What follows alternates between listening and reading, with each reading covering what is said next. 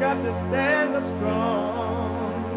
Think the truth about themselves to understand what went wrong. I know we can find a way. I know we can find a way. I know we can find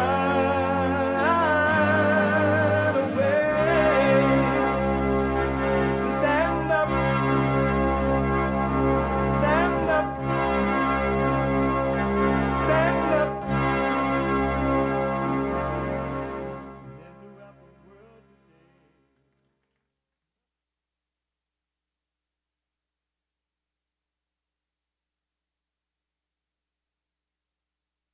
Uniting the races with truth instead of dividing them with lies.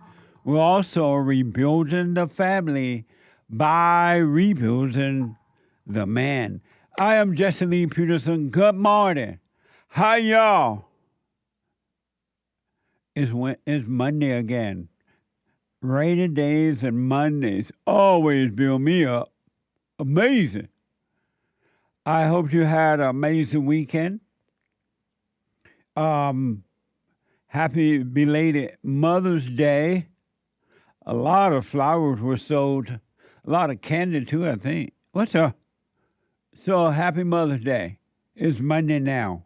You can get involved by calling 888-7753. 773 888-77 Jesse. Jesse. Jesse.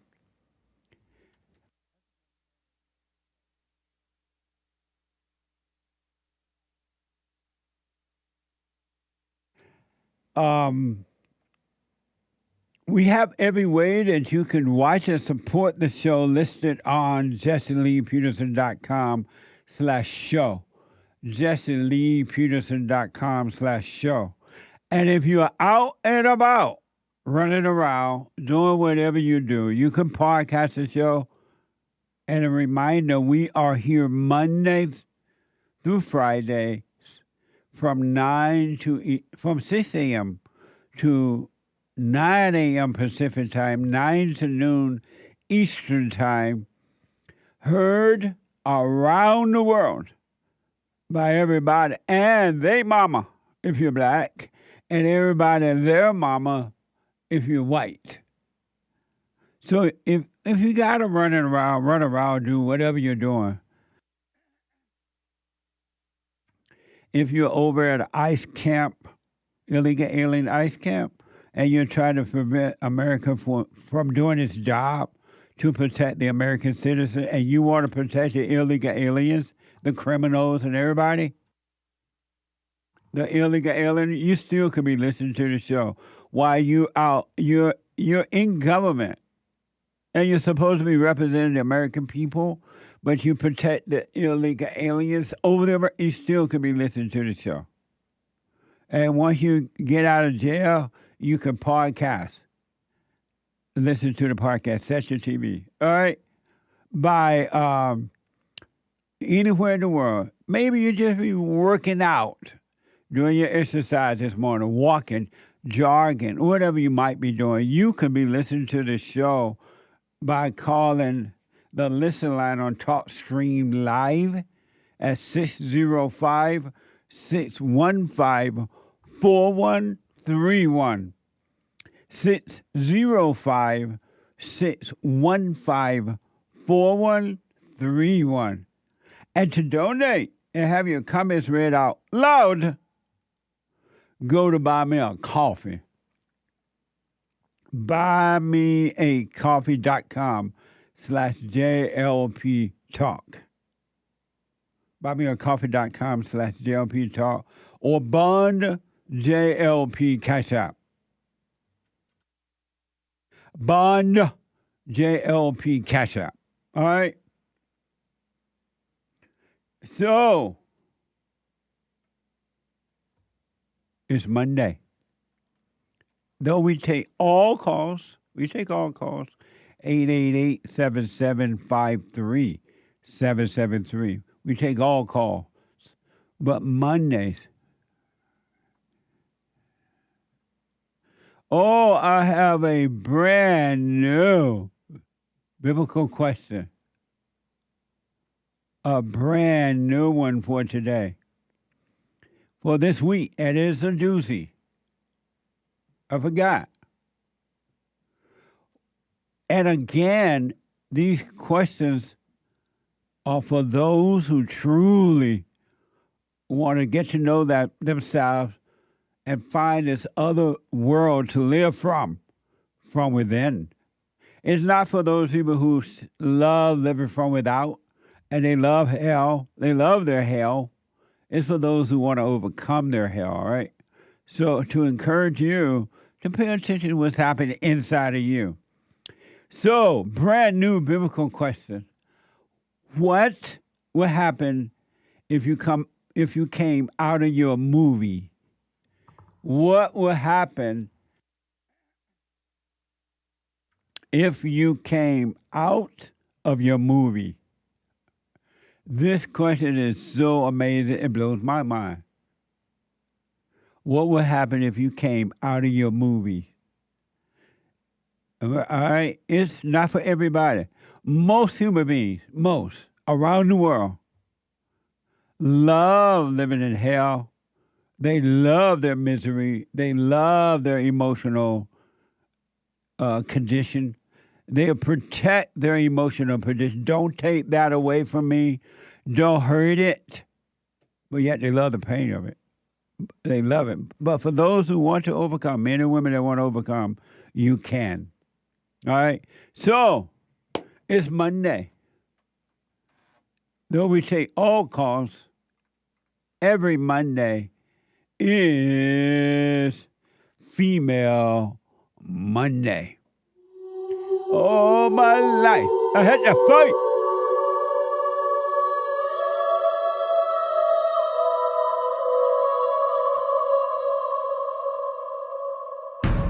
I like to make men uncomfortable. All my life I had to fight. Let women take over. Some of us believe that women are getting paid less than men. I proudly say I'm a feminist. Thank you. Deep in their soul, they want to be home with those babies. We've been lied to for so long. Amazing. Either you're on the side of the lie or you're on the side of the truth. You can't do both.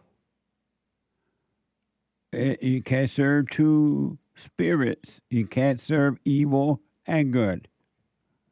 Yesterday's fellowship was amazing. Absolutely amazing.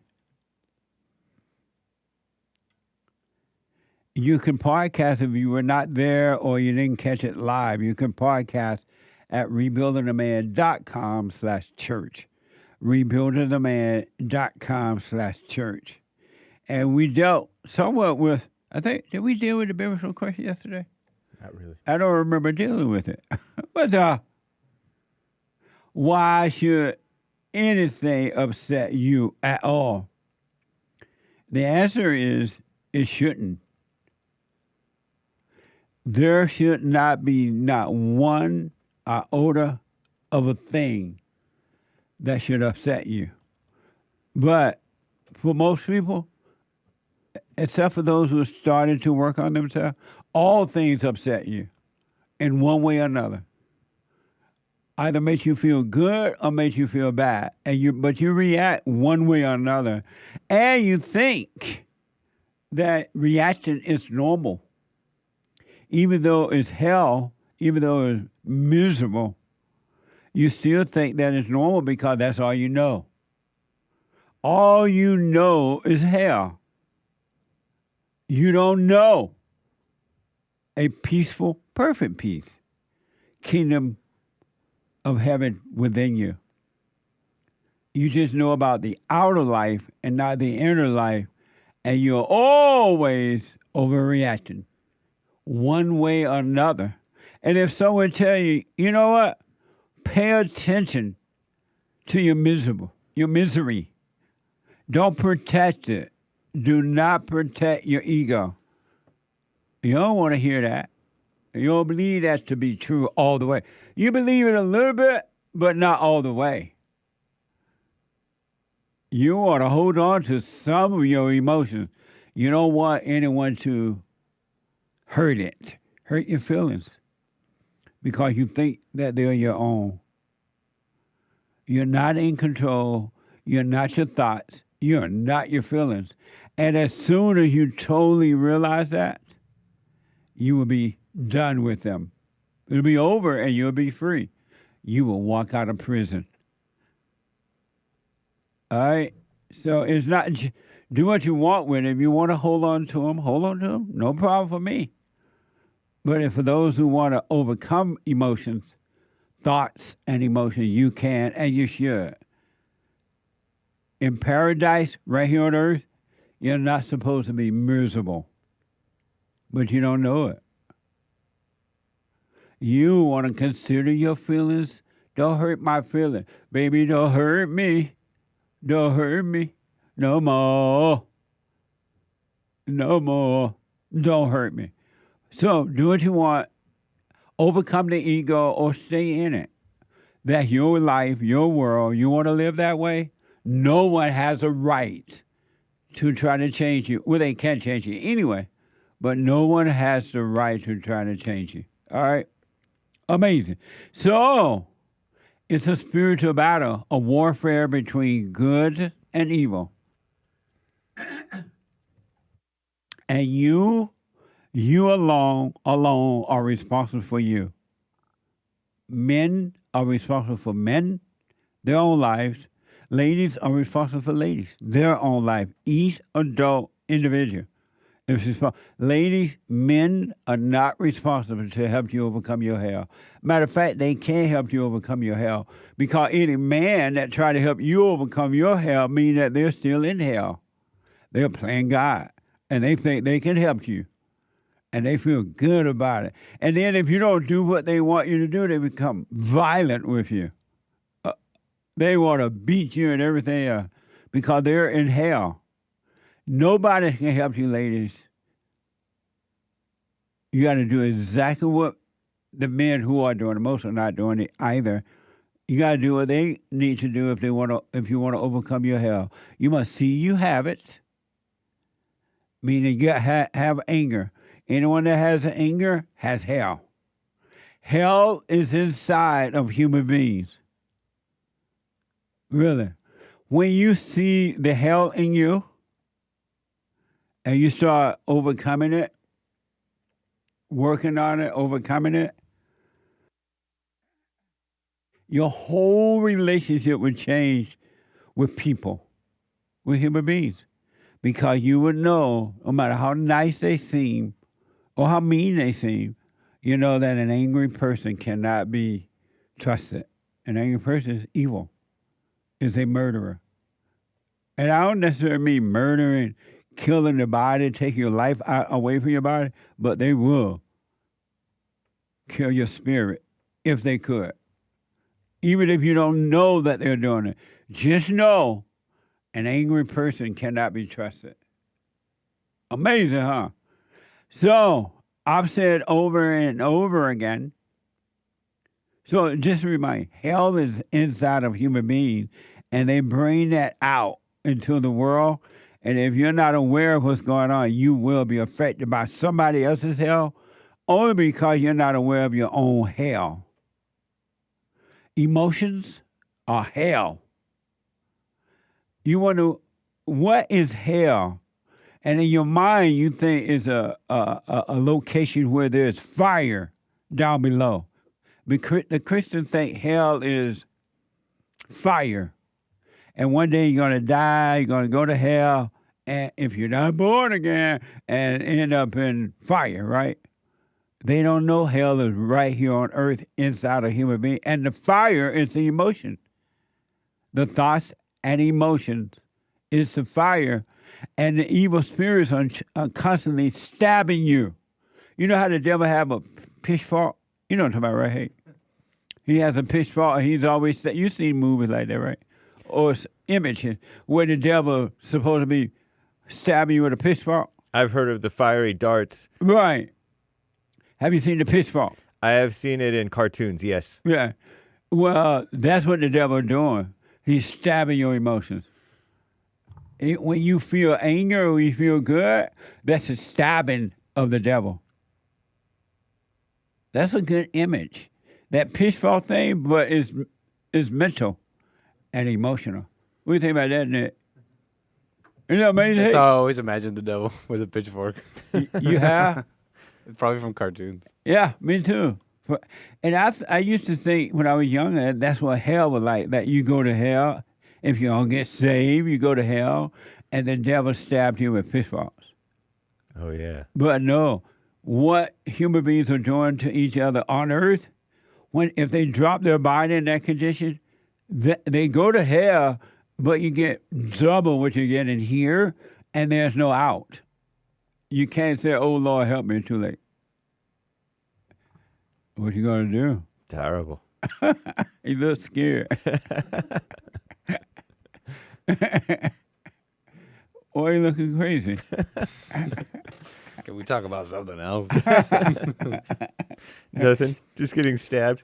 Just imagine all the stabbing you get right now from hell in your body, your thoughts and your emotions, right? Mm-hmm. Imagine that. And then it feels like you can't even overcome it now here on earth. Right. Just imagine that you drop your body in that condition and there's no possible way to overcome. You're in eternal hell, meaning that you never die, you're stuck in hell, and all of your life you're living with other human beings that are doing that to you, and you're doing it to them. Would you want to live that way for the rest of your life? That's not right. Doesn't seem like it. What do you mean that's not right? Seems terrible. That is right. Because you had a chance to forgive and overcome it now. Right. So it is right. But it sounds like hell. It is hell. Human beings love their hell right now. They're being stabbed all day and all night. And they love it. Because you tell them, hey, be aware of that and be aware of it. Practice staying present, you can overcome, but they won't do that. Right. You hurt their feelings, oh my God, you got to fight them. They don't be like, wow, I see how I feel about this. This is cool. This is not me.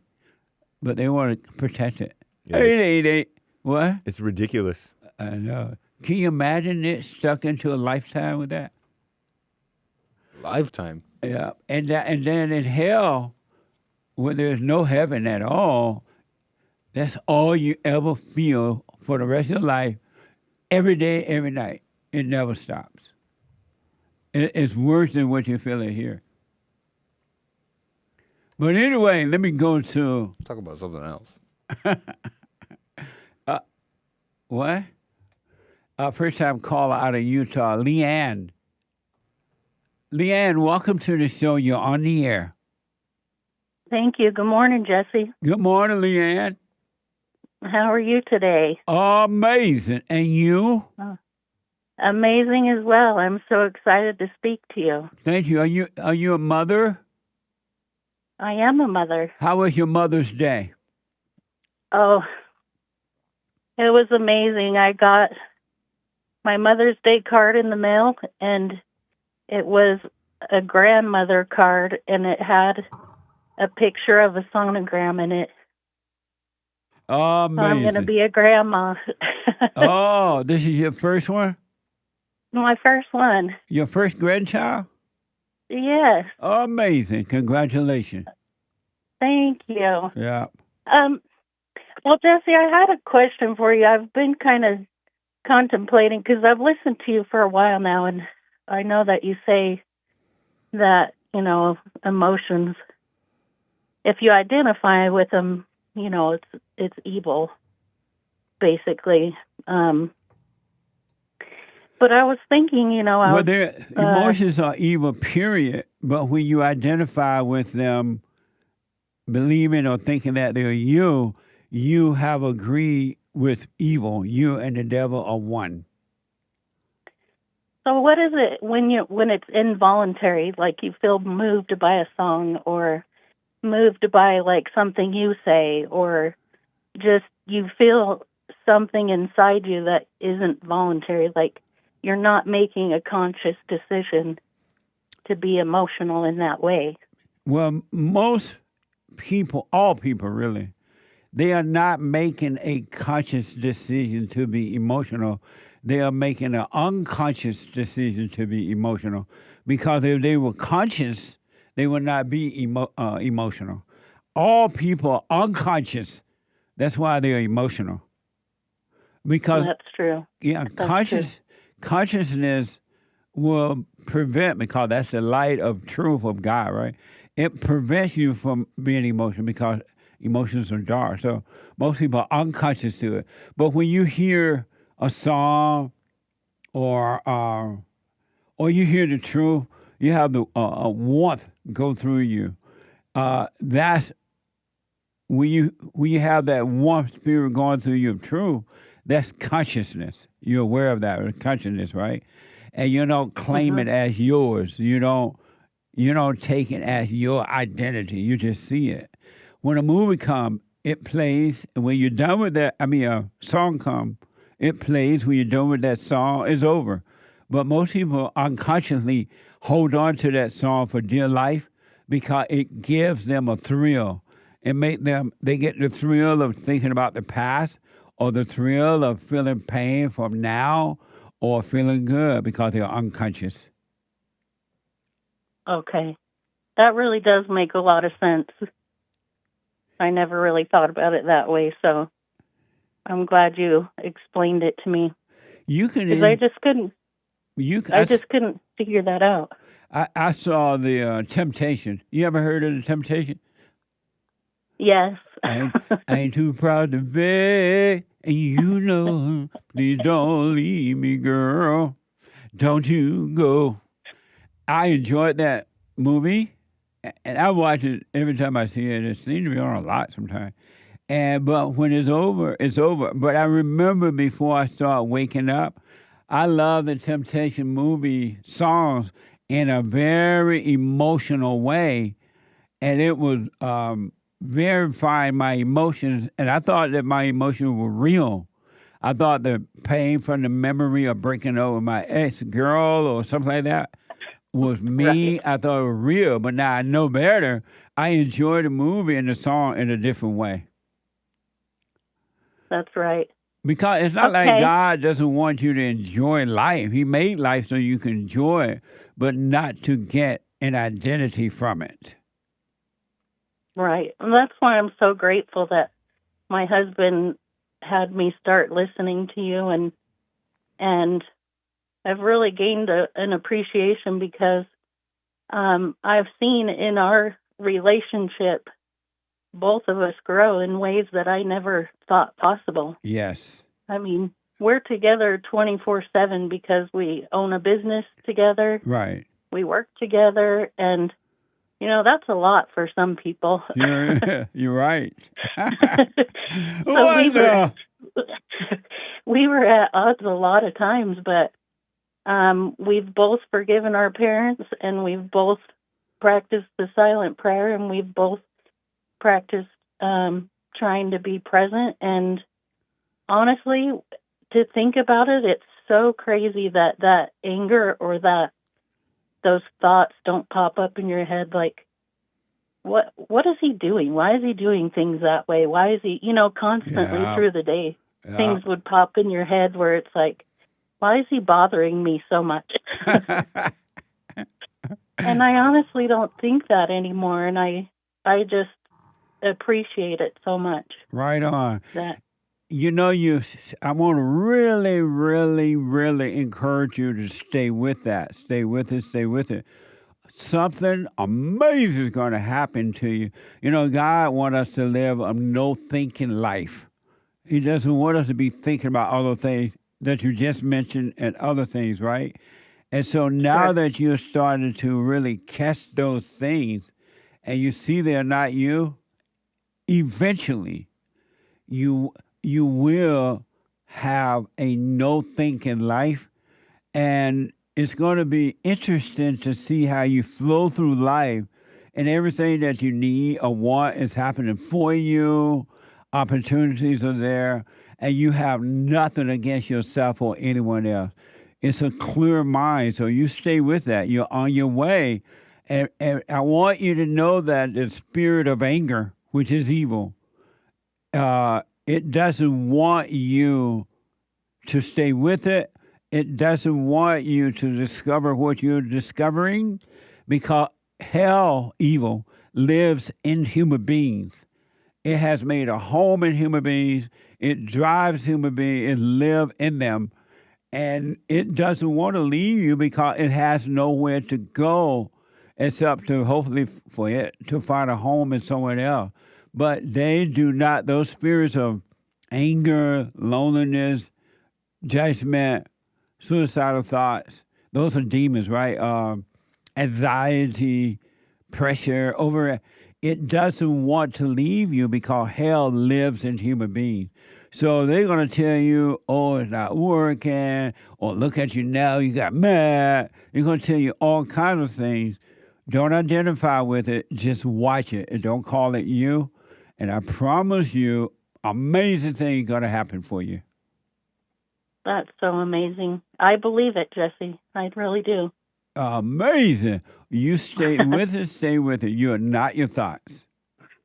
Thank you. I will. And we plan to come to Bonn sometime. We're not too far, so right on. We want to come meet you in person. Right on. And you know what's amazing, too, about your situation, that you're married, you and your husband are working on yourself. It would be difficult if one were working on themselves, but the others were not.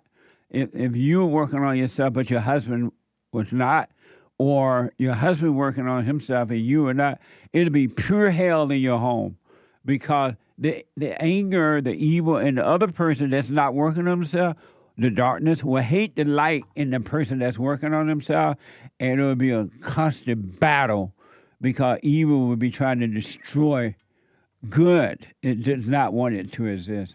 So you're really fortunate that both of you are working on yourself. Yes, and it makes a difference. I believe you, because all you have to do is like one word reminder, like, are you staying present? Are you in your thoughts? Are you, drop your anger? Right on. Amazing. Do you remember, so your husband, was he working on himself first or you?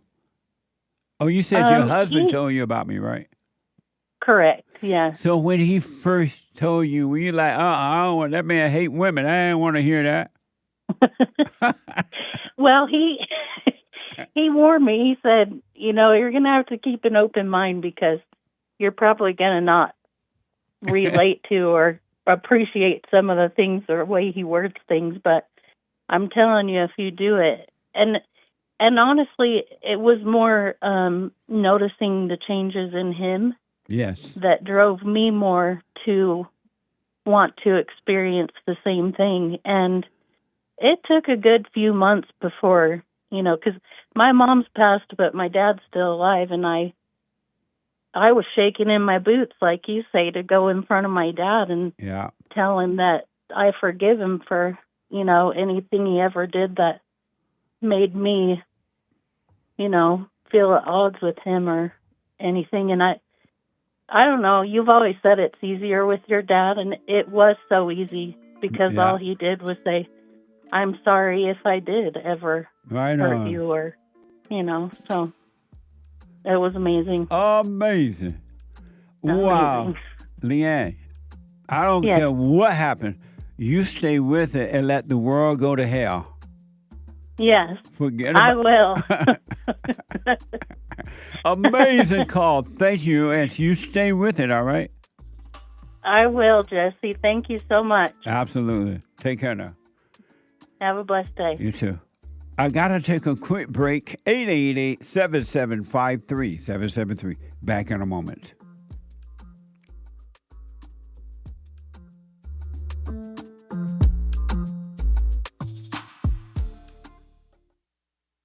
You can't run from evil within yourself or outside of self. You got to deal with it. And you need good in order to deal with evil. And God is good. You need to return to the Father. And you'll see within you, he will fight the battle for you. And he will fight it without. because he will show you how to deal with it, and you will have no fear. Love God with all your heart, all your soul, all your might, along with nothing else. Nothing else means yourself, your children, your wife, your things, your ego, your reputation, and all that. You can't care about any of that. The children of anger will use it to control you. But if you love God, he will renew your mind, and none of those things will be before him. And so when they go after you, oh, well, you may take my body, you may take my things, but you're not going to take my soul. And that's a true reality.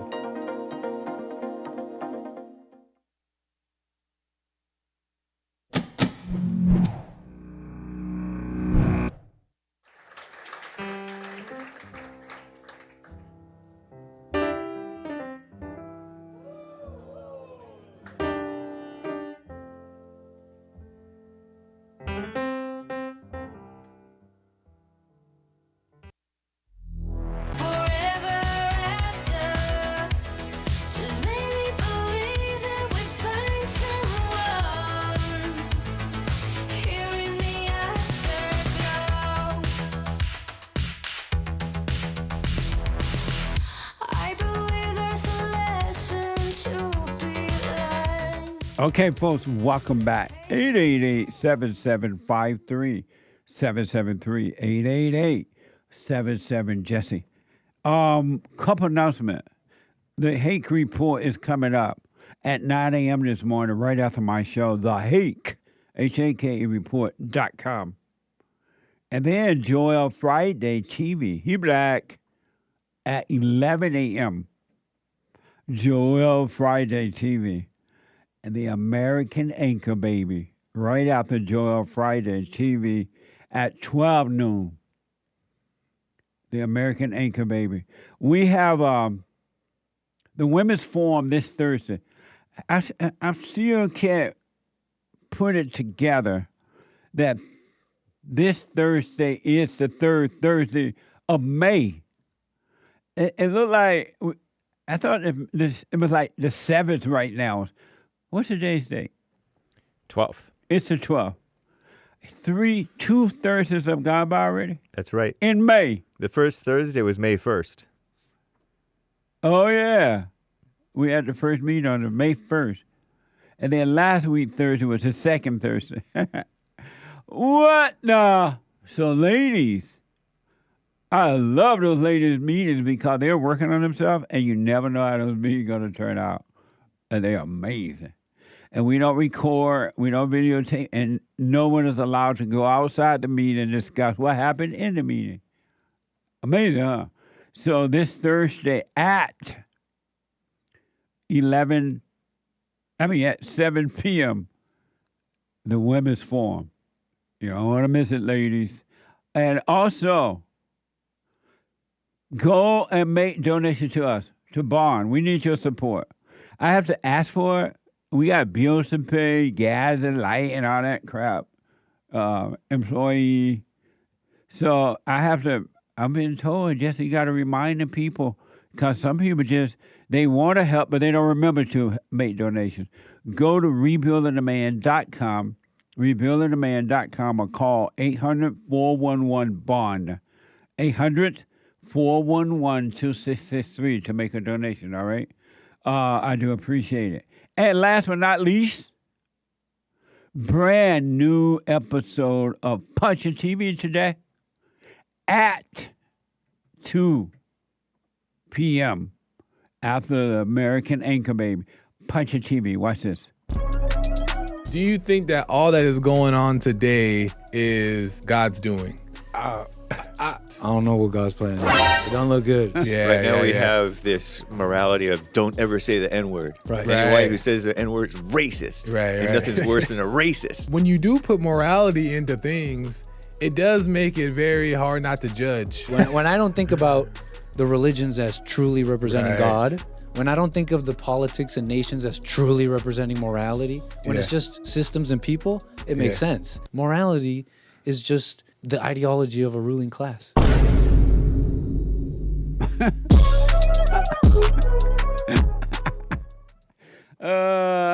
Interesting. I hadn't seen that, folks. Very interesting. At 2 p.m., Punchy TV. We have all kind of merch for Punchy, too. Go to JessieLeePeterson.shop. We have coffee, all kinds of Punchy's coffee and everything. All right? What I want to do before I get back to the calls and soundbites here, super chat. Super chat. Super chat. Amazing.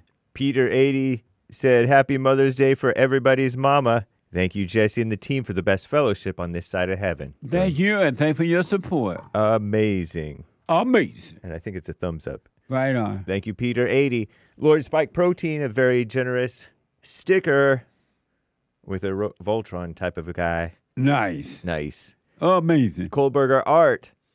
Kohlberger Art. That's like a manly name. Indeed it is. Every time I hear it, I think of Mr. Gunsmoke. Mr. Dillon? Mr. Dillon. The Gunsmoke was the name of the show, but Mr. Dillon. Love the stabbing sample of thoughts attacking you. Also, I noticed that thoughts are like a mirror, showing you things, and if you are not aware, showing you things, I think, and if you're not aware, you believe the reflection, a constant stream of illusions. Amazing fellowship. Yesterday, fellowship was a gift from God. I learned so much in those fellowships, I can't even begin to tell you. Really. I pay attention. And I listen. And you'll be surprised what you will discover. Amazing Fellowship, rebuildingtheman.com/church. Thank you, and you stay with it. Thank you. Pastor Shadowley gifted 5 subscriptions on Jesse Lee Peterson's Rumble. Thank you, Rumble crew. Thank you, man. You got to know how to rumble. Thank you, Pastor. Orlando, no message. Thank you, Orlando. Madi, happy Sunday, everyone, and happy Mother's Day to the ladies in the chat. Much love. Right on. Happy Mother's Day, ladies. Patrick, 3 coffees. Biblical question answer in terms of the last one, the prior one. Why should anything upset you? Yeah, why should anything upset you? I let things upset me because I take things seriously, and I take them seriously because my identity is tied to them. My identity is tied to things rather than to God or to pure, thoughtless observation. Thus, I let things upset me because I've forgotten who I am. Amazing. Thank you. We didn't deal with it yesterday. Right, because not at all. so much that was happening. But thank you for It was responding. sort of related, though. Yeah, it was. Thank you for responding. Amazing. Thank you. 5 coffees from Ryan B. All thoughts are all lies all the time about everything, anything, except for practical thoughts like, I just ran out of coffee. Where can I buy some coffee? Perhaps some coffee that came from a plantation? Go to JessieLeePeterson.shop to get Punchy's coffee. Good. And every dime of Punchy's coffee goes back to the nonprofit to help us get this work done. Thank you. Nice. Also from Ryan B, 5 more coffees. Is the dead Pope ticked? The Pope? Well, he dead now. If he died, he's still ticked. But I don't know. I wasn't there. I don't know what he said to the Lord. But he was ticked when he was alive. That's for sure. May his soul rest in peace. Thank you. Hey, Jesse, says someone. The Fallen State episode you had Friday, so amazing and interesting. The guy you were speaking to reminded me of Apostle Paul from the Bible before he woke up. It was the atheist guy, right? Yeah, the Jewish atheist guy. What's his name? Silverman. Silverman. That episode, I knew you would love it. It was mind-blowing. TheFallenState.tv. If you missed it, check it out. It was from Friday. TheFallenState.tv. Right on. Thank you. David Silverman, atheist activist. Yeah, it was interesting. Thank you, someone. Eric, 3 coffees, Jesse, quote, the hardest thing in the world for a woman to do is to admit that she's wrong. Yeah. She'll send the children, the dogs, the husband, flowers, trees, paint on the house to hell before she admits she's wrong. It's amazing. But once they do admit, you see the light comes on. Really. It's hard, though. But once they finally say, you know what, you're right, I'm evil. In that very moment, you see the light come on. Amazing. Thank you. Someone bought a coffee. The evil in me is a leeching parasite, always near, waiting to tempt thyself. Don't be deceived. It'll do anything to stay alive in you. But if you're in the presence of God and stay in that state, will it be forever gone from you? Says someone. Repeat that. Is that a question? It sounds like a question. No, Oh, it's not okay. a question. It's a statement. Well, thank you. I appreciate it. Yeah. Right on. Cesar, 3 coffees. I'm noticing now that every time the ego within me wants to make me feel good by doing or wanting something, I get stabbed, says Cesar. It's amazing. It's so interesting to me that you can spend a whole lifetime. You can live up to 110, like Michelle, right? And if you're not working on yourself, you would leave your body thinking that your thoughts, those thoughts and those emotions that you were having all your life were you and that they were normal. And then you could be talking about God and talking about the devil, but have the wrong mindset about it and not realize it. That's mind-blowing to me because no one ever your family didn't mention you, the preacher didn't tell you what hell was, and they make you think your emotions are normal. They even tell you it's okay to be angry. Jesus was angry. And you spend a lifetime in hell, and then you drop your body, and you're stuck in hell. What a sad way to live. Stay with it. Amazing. Orlando, there's one. I think it's a stabbing that he's counting a bunch of stabbings. And he says, oh, there's another with another super chat. You got to... Right on. Oh, yes, there's another one. 3 super chats. Wait, there is another one again, he says. Oh, my gosh, another one. You're going to be Goodness, surprised. there's so much. Yeah. Those are all super chats, sorry. Thank you. But so you remind me, Orlando, about the assignment. Yeah. This week, assignment that I encourage the people to do at the fellowship. Write down how many times you are being stabbed or have been stabbed for a week. I'm like, that's a whole lot to write down. I guess you have to write that on your computer or something. But how many times, I want to encourage the people to notice how many times you're being stabbed in 1 week. How many times you've been stabbed in 1 week. All right? That's good. I can't wait for Sunday to get feedback on that. Amazing. Thank you, Orlando. Thank you to those a couple of people donated on Cash App anonymously. Thank you, guys. Thank you. I appreciate it. So, Callus, is sin passed down by example or spiritually? Spiritually. Spiritually. Amazing question. Absolutely. From generation to generation to generation. That's what's wrong with the blacks. What's wrong with the blacks? They have been spiritually cursed. In that, the spirit of their mother and father has been passed down from generation to generation, and they have been told that it's not them, but some other outer reason. Racism, lack of finance, whatever, right?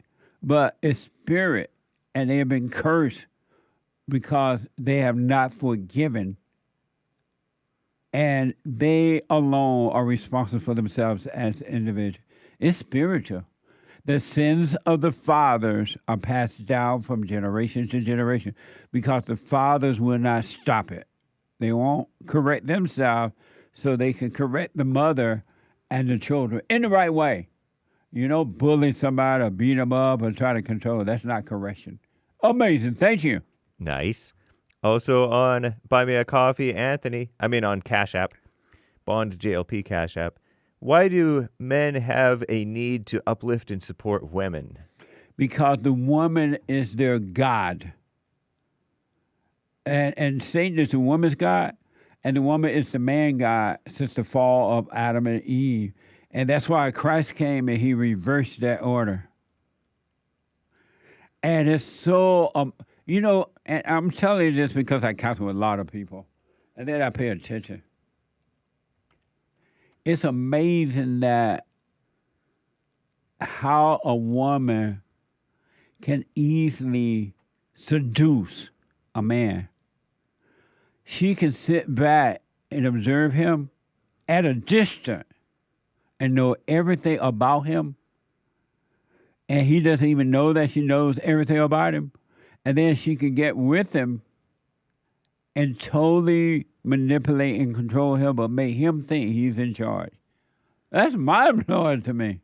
She'll say and feel and do exactly what he wants her to do, while all along doing what she wants to do because she's in control. Because that woman is the man's God until he truly wake up and see what's going on. Really. I see it all the time. And even I saw it before I woke up because it was happening to me too. Amazing. Thank you, though. That's why. Anthony, they Me Too'd Smokey Robinson 50 mil. Why, Lord? Why? I couldn't believe it. I can't believe that because I understand hell. Yeah. But Smokey Robinson's too old to be Me Too. Ain't he like 80-something years old? It's all about the money. I don't know what happened. I'm not claiming that at all, but I do know it's about money. Follow the money. I got to stop there, hey. All right. Sounds good. We'll read the rest later, guys. Thank you all. I'm looking at the clock here. Thank you very much. We're going to read some more later.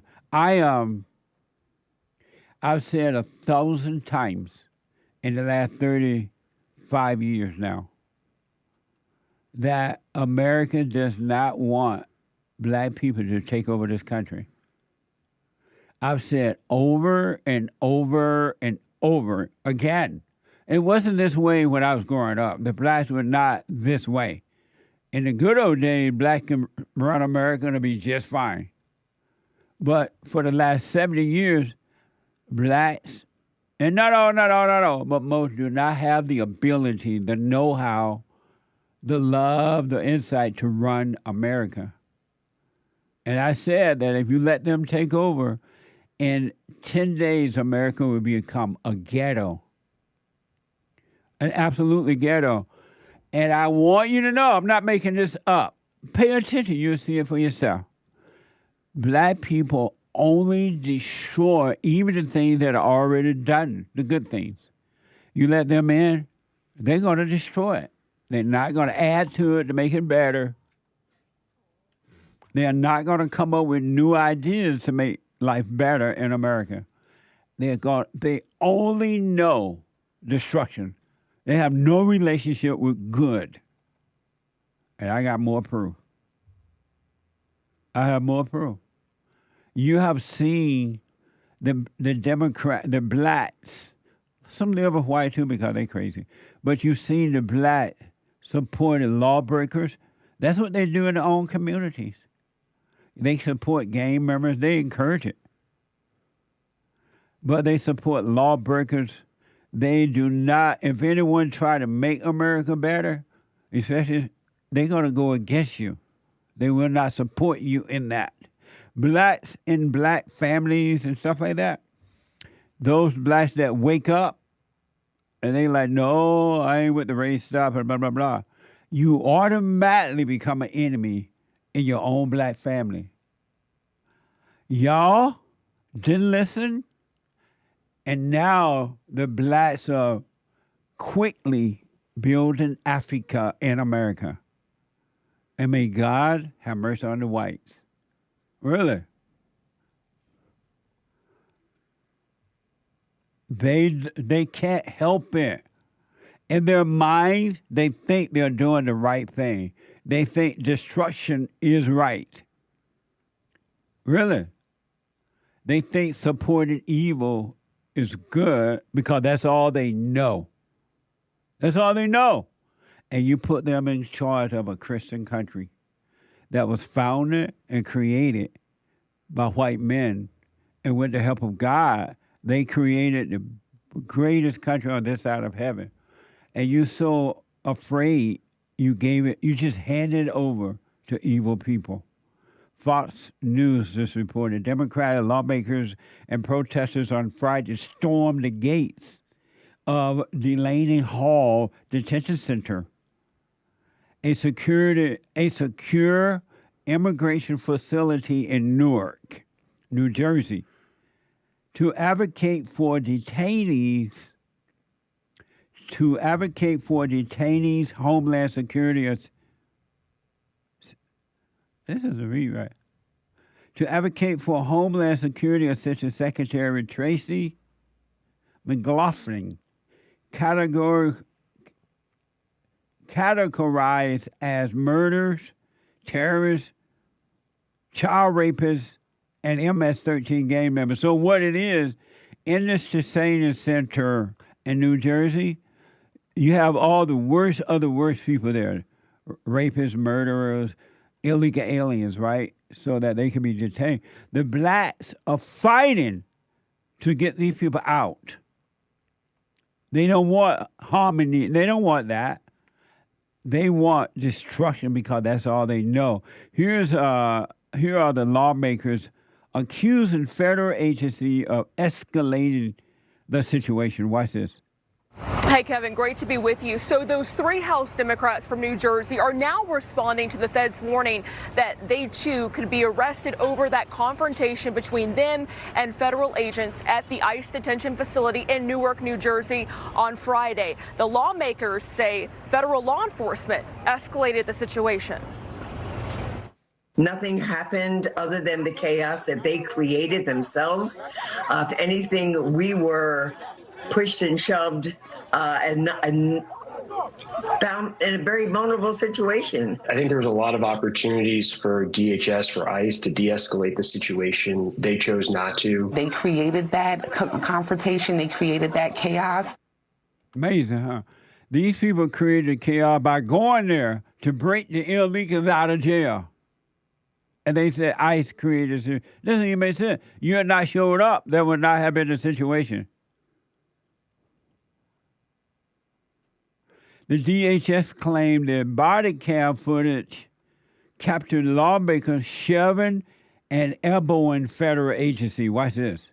But DHS has been pointing to this body camera footage, saying it shows those lawmakers shoving and elbowing the federal agents. Take a look.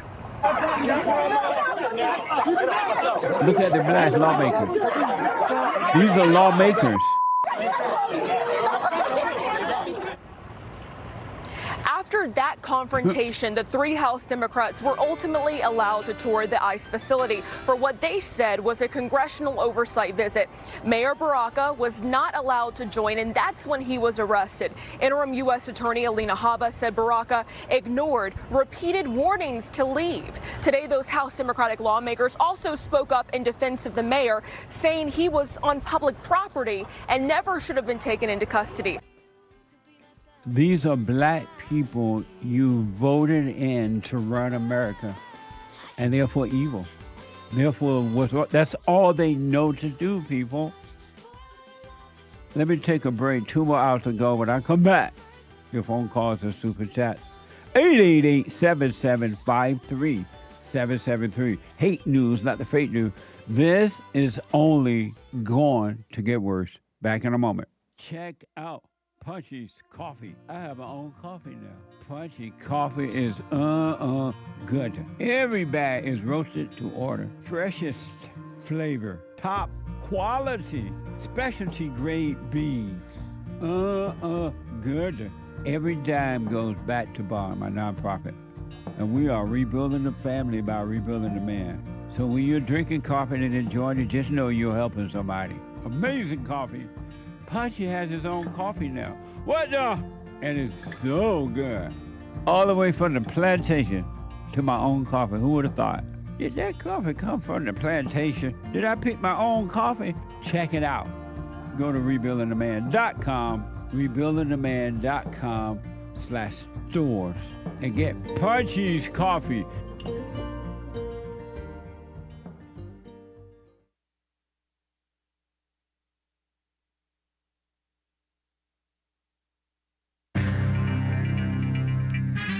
A whole lot of mess going on in the world. They're promoting degenerate black movies, I think, And there's scaremongering about the trade war that Trump is doing. But something positive, maybe? The Kurdistan Workers' Party announced Monday they plan to dissolve and disarm. Isn't that nice? Over in Turkey or somewhere? This is the end of hour one of Female Monday, May 12th, AD 2025, the Jesse Lee Peterson Show. We'll be right back to your calls, more great stories, the super chats. But it is hake news, not fake news. You can call in right now. There is one line open, all right? You can call in with your cell phone or your old school phone, sort of older school phone. It is hake news, not fake news. Commie Nonsense Network, CNN, is promoting that dirty black movie, Sinners. I'm calling it dirty. I don't know. Some period piece / crime thriller / vampire horror hybrid from director Ryan Coogler. Ever heard of him? I feel like I've heard that name. It scored top marks from critics and fans. 97% on Rotten Tomatoes. Whoever heard of that website, right? It's earned more than $200 million at the box office. Earned, using the term loosely.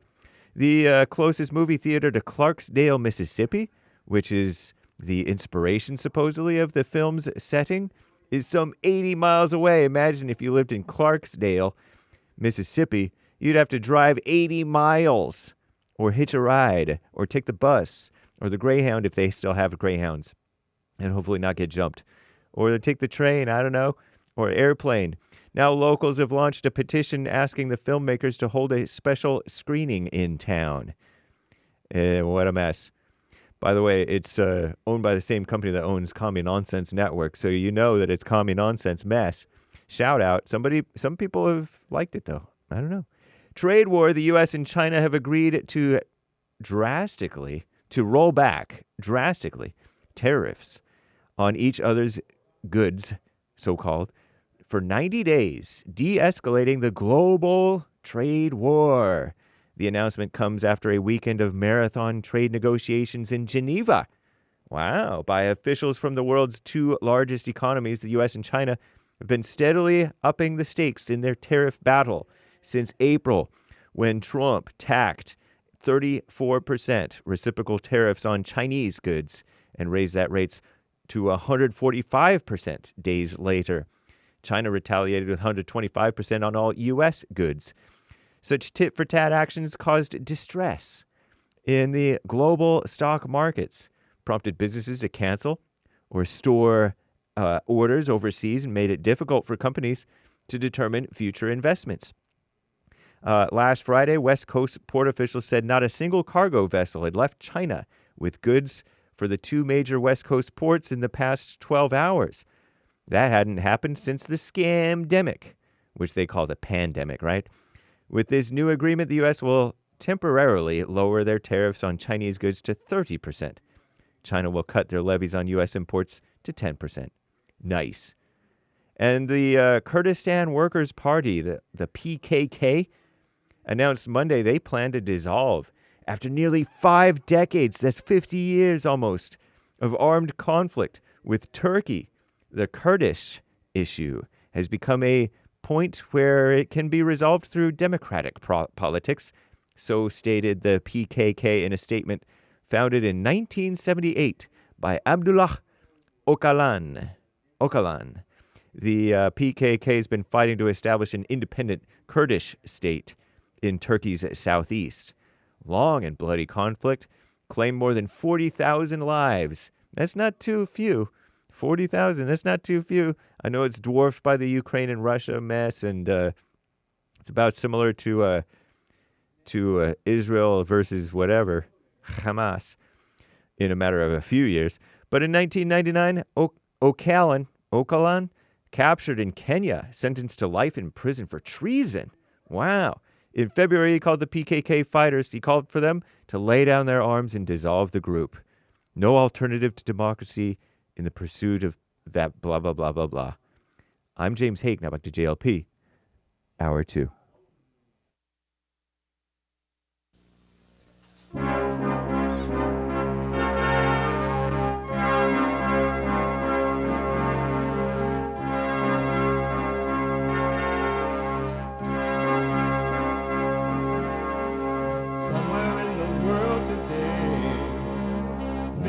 got to stand up strong. Ain't the truth about themselves to understand what went wrong. I know we can find a way. I know we can find a way. I know we can find a way to stand up, stand up, stand up.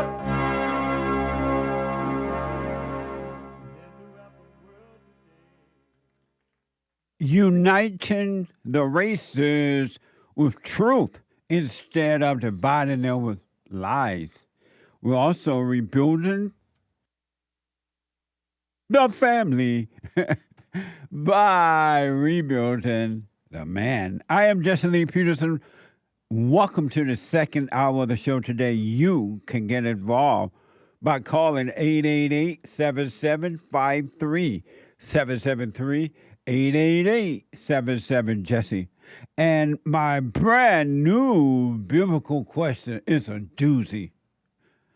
It's a mamma mia. What would happen if you came out of your movie? What would happen if you came out of your movie?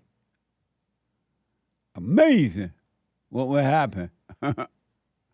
We have every way that you can watch and support the show listed on jesseleepeterson.com/show. And if you're out and about doing whatever it is that you're doing, you still could be listening to the show. Taking your kids to the public school system because you hate them. And you rather get your ego fulfillment by going to work and then working hard. And then the people think you're a good worker and they praise you. You prefer that over raising children? Or if you are on the run because you're illegal aliens? Or if the Catholic Church is trying to hide you in the basement? Illegal alien in the basement? Or you may have an illegal aliens disease. Did you notice that there's so many new diseases in America? Diseases that was once taken away, they are now back. Those are illegal alien diseases. They're coming in, and the people are bringing them in. Or you're just working out or whatever. You can be listening to the show. You can podcast, but you can be listening on your iPhone or iPad by calling the listen line on TalkStream Live at 605-615-4131. 605-615-4131. And to donate and have your comments read out loud, go to Buy Me a Coffee. BuyMeACoffee.com/JLP Talk or Bond JLP Cash App. Bond JLP Cash App. It's Monday. It's the second hour of Monday. We take all calls, but we take the ladies' calls as they come in because Monday is Female Monday. All my life, I had to fight.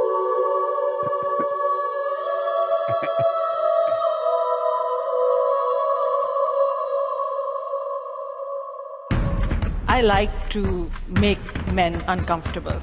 All my life I had to fight. Let women take over. Some of us believe that women are getting paid less than men. I proudly say I'm a feminist. Thank you. Deep in their soul, they want to be home with those babies. We've been lied to for so long. Amazing. So I just want to play this last soundbite from these black lawmakers, quote unquote. I'm doing a quote unquote sign. They're always on the side of destruction and not good. They're on the side of destruction in their own personal lives, their family lives. They're on the side of destruction with God. They're on the side of destruction with this country. And you vote them in and you destroy your country. And white people, they're going after you this year because they're like evil, like 90 going north. We have more proof of that. So they had this detention center there in New Jersey where they're holding the illegal aliens there to deport them back to their country. And these black lawmakers went over there and tried to break into the detention center to let the illegal aliens out. Because you're not supposed to make America great. You're supposed to make it even worse. They don't know how to make it better. It's not in their nature. They just don't know. They only know evil. Here's the New Jersey Democrat mayor, Rosa Baraka, discussing the detention center last week. Ras Baraka was there and, quote, committed trespass. Here he is talking about the facility earlier in the week. We know what ICE has done in the past. We've seen them. We know how they operate. We know that they have picked people up who have not broken any laws. We know they've deported people and refused to bring them back.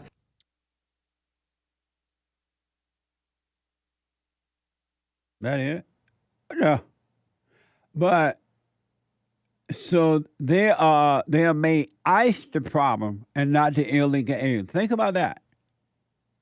And you wonder why the black community is always messed up. And you wonder why white people leave when the blacks move in. Do you understand now? I remember when they hired Barack Obama, the fallen Messiah, Barack Obama and Big Mama Michelle. I said, don't vote these people in. They're going to make America worse. They will turn it into a hellhole. And lo and behold, y'all voted for him, and look what you got, because you thought that, oh, we voted in a black man. Black people are going to see that we're not against them.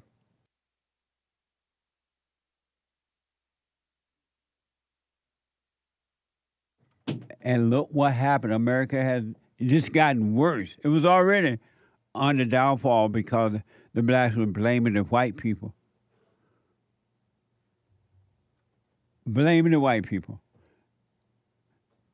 And now you voted them in. You have Jasmine Cricket and men like this. White American, I just don't, well, whatever. Here is that soundbite of where this black so-called representative was complaining how they locked her up, or they did this to her, they did that to her. And she said, and I'm a black woman. Like you're not supposed to touch a black woman. You're supposed to let black women just continue to be out of control. And believe you me, black women are out of control, except for those who are working on them. They have finally admitted, because they knew something was wrong, they admitted, you know what? The problem is in me. I'm evil. I'm wrong. And they've gone and forgiven, and they're working on themselves, but these people are not doing that. And you turn America over to them. Isn't that amazing?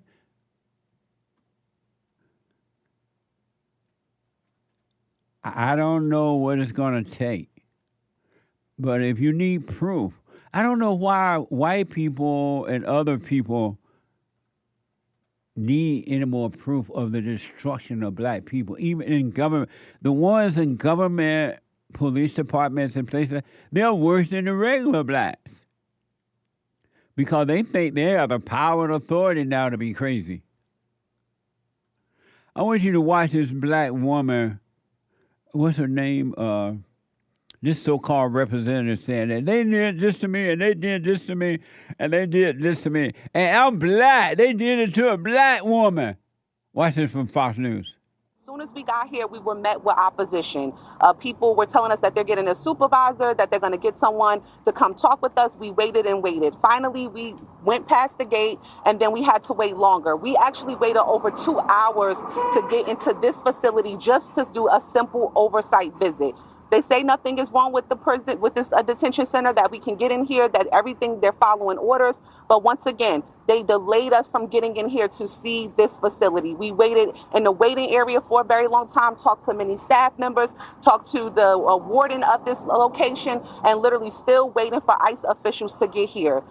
What all of you watch occurred is just how reckless ICE is. It is unacceptable that me as a member of Congress, as a black woman here in this city, was just assaulted by multiple ICE officers while regional directors of ICE watched it happen. Since we toured the whole facility with them, no one offered an apology or said anything to me about what occurred out here. Not only was I assaulted, but Congressman Bonnie Watson was assaulted, and of course Congressman Rob Menendez was roughed up as he was trying to protect us.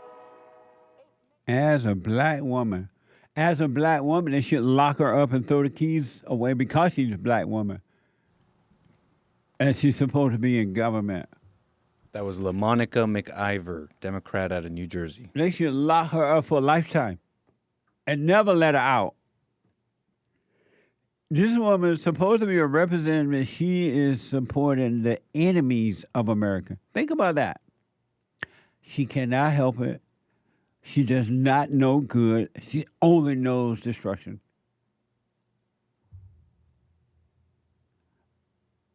May God have mercy on my country. It's gone. And you could and you more and more of these people are getting in government, police departments, city councils, and all that. It's only gonna get worse. I would suggest you overcome fear and be of love so you can be protected. This is only going to get worse because, especially with these black women, they are crazy and they are out of control. They're literally out of control. They are not being corrected by their fathers, their brothers, their boyfriends, their husbands, if they have a husband. And the white man has not corrected them. I'm a black woman. And what is that supposed to mean? You're an evil black woman.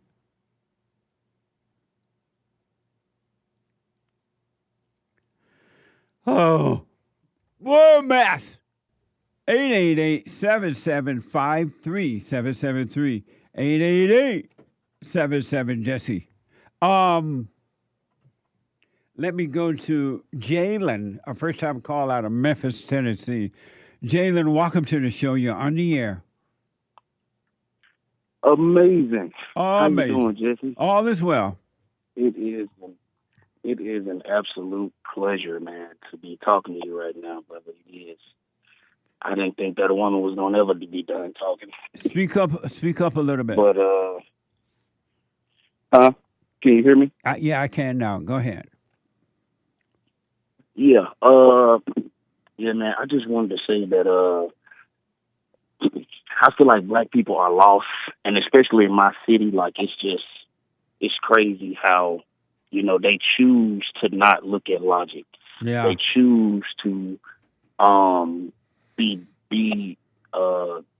rebellious. They choose to live in mental slavery. Like they choose to be like that. And I remember one time that I was telling some of my friends that that the first time I heard you was when you were saying that racism does not exist, and it's just another form of sin. And they were just gun-ho on, what do you mean? That's crazy. Of course it exists. Of course, have you ever heard of Jim Crow and all that stuff? And I'm just like, that's just another form. That's just somebody else doesn't like somebody else. Yeah. It's just another form of hate. Yeah, absolutely. It's just another form of sin. That's it. And I know I told your producers that I just wanted to have it coming, but I do have a quick question. All right. So you always say to overcome anger, you have to forgive your mother and your father.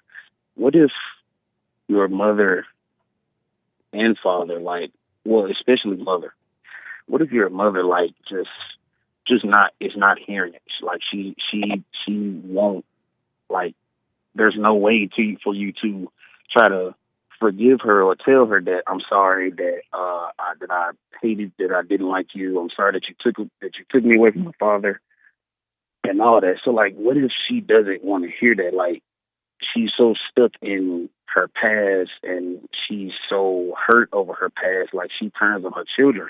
Like her kids are gonna turn on her or something like that. Like when we were the ones that grew up around all of this. She doesn't have to do anything. You can leave her right in her hell. It's for you to be free by forgiving her. You forgive her, and God will forgive you. And don't worry about her. Leave her in her misery. It's not required. It's not required for you to go free by her admitting or doing anything. You forgive her. She cannot help herself as you can help yourself, and God will forgive you. So you don't need anything from her. You just need to forgive her so you can be free. And then you be done with her. You're not obligated to call her. You're not obligated to hang out with her. You don't owe her anything. Right. Only thing we are required to do is to honor our parents by forgiving them. They could not help themselves, but it doesn't mean you got to do anything else for them. Okay. All right. So when I miss her, or like if I want to talk to her or something like that, what do I do? If you want to talk to her, talk to her. I know if I talk to her. If you want to talk to her, talk to her. It's going to be bad. So what now? I'm saying I know if I talk to her, it's going to be an argument. It's going to be something that's going to... Well, don't talk to her then. Be done with her. Just don't be angry at her. Be done with her. And don't argue with the devil. When you argue with her, it's just two devils arguing. All right? I got to take a break. Back in a moment. Counseling service. And I have to admit, thanks to God, it is the best counseling service on this side of heaven. I counsel with men and women, families, individuals around the world. Most people are unhappy. They're miserable. They have rough lives. They're depressed, suicidal, young and old, of all races. I understand, I know why, and I do understand it. Because exactly what's happening in me is happening with everybody outside of me, inside of them. And I've noticed that with those who really, really, really want to understand, they overcome it just like that, out of one counseling session. If you need counseling, you can go to rebuildingaman.com or call 800-411-2663. 800-411-BOND. Best counseling service on this side of heaven.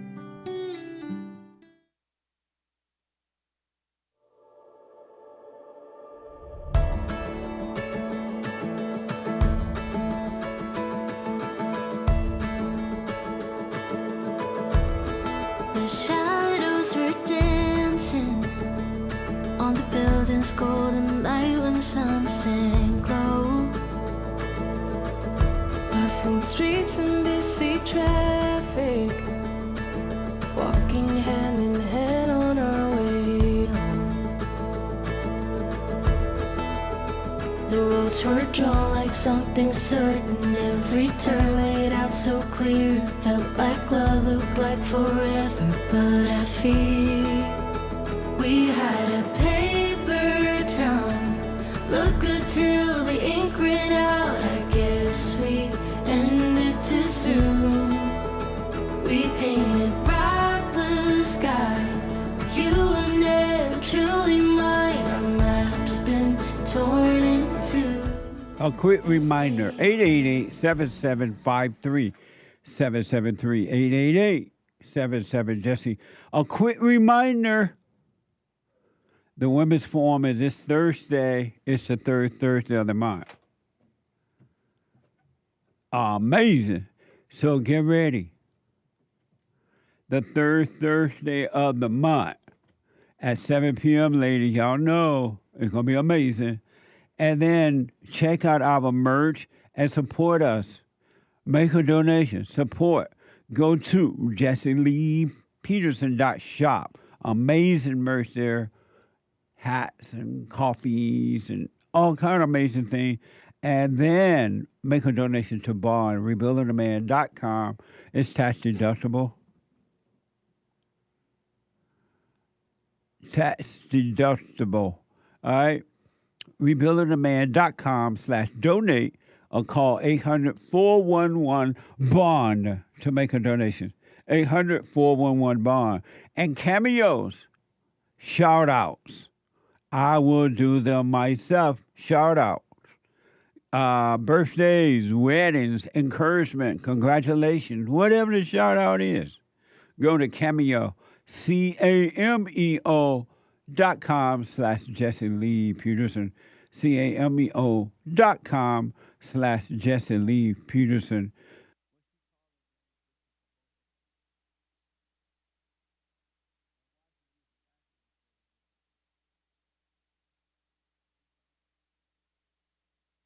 Amazing.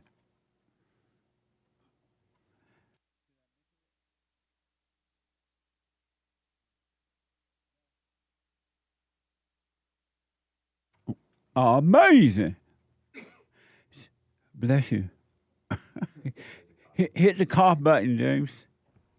James, that Yes. shirt, your daddy didn't leave you. He left your mama. I love that shirt. Where, how did you get that? Your daddy didn't leave you. He left your mama. Don't be mad. Oh, yeah, don't be mad. What on the back? Don't be mad. What the? Lock your door. Shout out. I think it's on jesseleepeterson.shop. Let's find out. Hey, lock your door. He designed that, right? Yeah. Yeah, your daddy didn't leave you in black ink. Amazing. I wanted to show you one other thing here, folks. As a result of, Donald Trump, the great white hope, is cleaning up everything, right? He cleaned up the mess that the Democrats have made over the last however many years. Obama was in office for 8 years. He made a big mess. Joe Biden got in, he made it worse, and the president is cleaning it all up. So it takes time. And don't worry, it is happening. It is happening. And I have been very concerned about flying because they have not repaired the airport. They have DEI people running the TOW center there, air traffic control, and it's a mess. Hardly a day go by when you don't hear of some near crash or some plane falling from the sky, helicopter or something. And New Jersey airport has always been a mess for a long time. I remember there were times when I had to fly out of New Jersey. I always did not like it because the flight was always late, departing, and always late. When it's coming in, you can't land right away. They really need to clean up New Jersey airport, all the airport, but especially New Jersey. The Hill is reporting that delay and cancellation upended operation at New Jersey's Liberty International Airport this weekend after the federal administration said some air traffic controllers are taking time off following recent outrage. Watch this from Fox News. One of the latest incidents at Newark happening Friday. Air traffic control lost communication with a plane for 90 seconds, all during another airport ground stop. Now, that's one of the 3 air traffic control outages, again, at Newark in just a few weeks. There have also been major delays and cancellations, all due to staffing shortages, weather, and construction, according to the FAA. What a mess, huh? New Jersey airport is not a favorite airport to go in and out of. It is not a favorite airport. Amazing. 888-775-3773. Let me go to a first-time caller out of Detroit, Larry. Larry, welcome to the show. You're on the air. Hey, how you doing, Jesse? All is well. Larry, I hear noise in the background. You at work or something? No, I got like the TV on. Oh, yeah, turn it off. Yeah, all right, man. Hold on, Larry. When you're done, I'll come back to you. Don't hang up. Derek, let me know when Larry is done. Hold on, Larry. Don't hang up. I'll come back to you when you're finished. Let me go to first time caller, Eddie. Out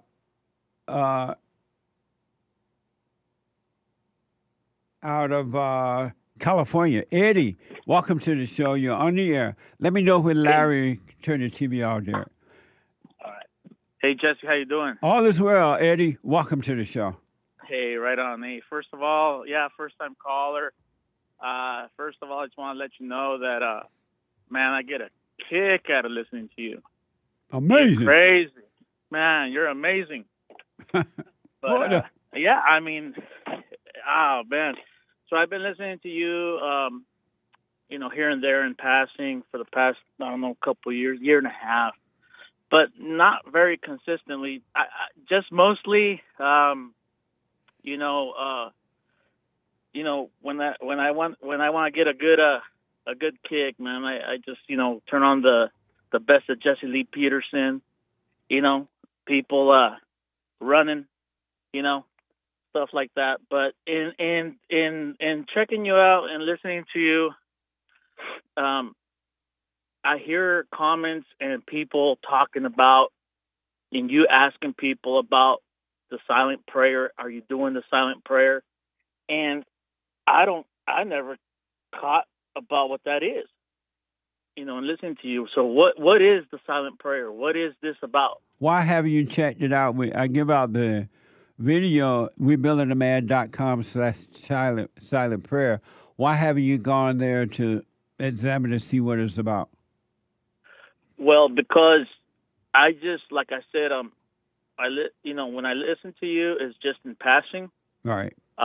You're on my feed. You're on my feed. Well, because of time, what it is for those who want to overcome, it shows you how to let go and let the Spirit of God take over and change your life, bring you out of the darkness of your imagination and emotions and destroy your old nature, which is not you, the thoughts and emotions and things like that. But what I recommend is that go to rebuildingaman.com/silent prayer, take a look at it, and then if you have any questions, call me back about it. rebuildingaman.com/silent prayer. Silent prayer. Check it out, and then if you have any questions, call me back on it, all right? Okay, we'll do. We'll see what this is about. Thank you, buddy. 888-7753-773. Let me go back to first-time caller Larry out of Detroit, Michigan. Larry, welcome. Thanks for go ahead. Yeah, you know what? I've been listening to your shows, man. But you got a habit of talking about blacks, man, putting them down, and I don't like that too much. I put them down how? What do you mean? Give me an example. Yeah, you talking about affirmative action, like then you say they dumb and they stupid somewhat. That affirmative action is for that blacks was banned. They couldn't get in college, man, because, hey. They couldn't get into what? You said they couldn't get into what? College. Into college? Yeah. Meaning that they couldn't get into what college? Like most big college universities and stuff. Like what, for an example? It could be any college. Could be the University of Michigan or something like that. They couldn't get into the University of Michigan? Yeah, that's why they would put affirmative action, help them get into college. Which is better for them, when they were building their own colleges and educating themselves, or when they start begging the white man to let them into their school? Well, I'm going to tell you this. It would be better if, like Tuskegee, Alabama, blacks build their college back down south. Yeah. But so which one is better for the blacks? If someone says, I don't want you in my house, for the blacks to say, okay, well, you have a right not to want me in your house, I'll build my own house. Which is better for the blacks? To force someone to let them in their home, or to build their own home? to build their own home, right? Yeah, Right. that's true though. Is it wrong for someone not to want you in their home? No, it's not nothing wrong with that. No. So then why do you disagree with me that affirmative action was not good for the blacks? It's good because it gets you in certain college, university. No, but if you built your own college, why would you need to get into someone else's college? Well, black people don't have that type of money and stuff. They had it before. They were doing that before. They had black university everywhere. When white man would not let them in, they were building their own university, and they were good universities. But when the civil rights movement started and they told black people, your schools are not good enough, follow us, and they let their schools fall apart, and now they're into white schools and they don't even know what they're doing. So which is better for them to have continued to build their own university or make the white man let them in? It don't matter as long as you're going to school, right? They don't make no difference. Which one is best, though? To build your own or make someone else let you in? Can I ask you this? Did you go to a white college? Answer that first, and then I'll respond. Okay. No, to build your own college and stuff, yeah. And no, I went to a junior college for a minute, for 1 year, but I went there just to have fun. What's wrong with the blacks that they are still begging the white man to let them in? Well, it's this economic situation. What do you mean? You got poor blacks, man. Everybody ain't rich. When the last time you seen a poor black? In every state. Where? Hey, New York, Chicago. What's a poor black? Poor black is somebody that they homeless. Okay, let's put it like that. And why are they homeless? Hey, they can't get the opportunity to get a job. That's not why they're homeless. Yeah, yes it is. They're homeless. They're homeless because they want to be homeless. They're drug addicts. They're alcoholics. They're lazy, and the government take care of them, so they have no incentives to get up and do for themselves because the government deliberately take care of them so that they can stay in the street and be homeless and hungry. And when they're not hungry, they're all homeless. But the black government uses them. They keep them in that situation to use them to get money and power for themselves. What, are you homeless? No, I'm not homeless. You have you have a job? I'm on disability. Right. So why can't the blacks do what you have done to take care of yourself until now you have disability? But what's wrong with the blacks that they need the white man to always do for them? Well, not really. Not all blacks is not like that. You know what I'm saying? Not all, but most. What's wrong with majority of black people that they always blaming the white man for their situation? What's wrong with the blacks? Hey, well, through times, they did have hard times through civil rights. That was Martin Luther King came on scene. They couldn't ride in the front of the bus. You know that yourself, right? And that was a hard time not to ride in the front of the bus? Well, it wasn't right. The law wasn't right. What wasn't right about it? Yeah, well, hey. What wasn't right about it? Okay, wasn't right about it was it won't be equal. You can ride anywhere you want to sit down and ride the bus, right? Well, did you know that now that they can ride in the front, they always run to the back? Well, back then, 50s, they was riding in the back, okay? Did you know that now they always run to the back of the bus? No. Some people, because they want to ride in the back of the bus because that's their choice, right? Did you know that there were black bus companies during the time that the blacks were saying they couldn't ride in the front of the bus? There were black bus company owners, and the black people refused to ride on the black company's buses. Did you know that? Well, I ain't know that part. I know, they didn't. They treated blacks like a dog. No. They beat them and throw them off the bus. That's not true. What other thing? Larry, did you know that that whole thing that Rosa Parks did was a fake? It was a setup.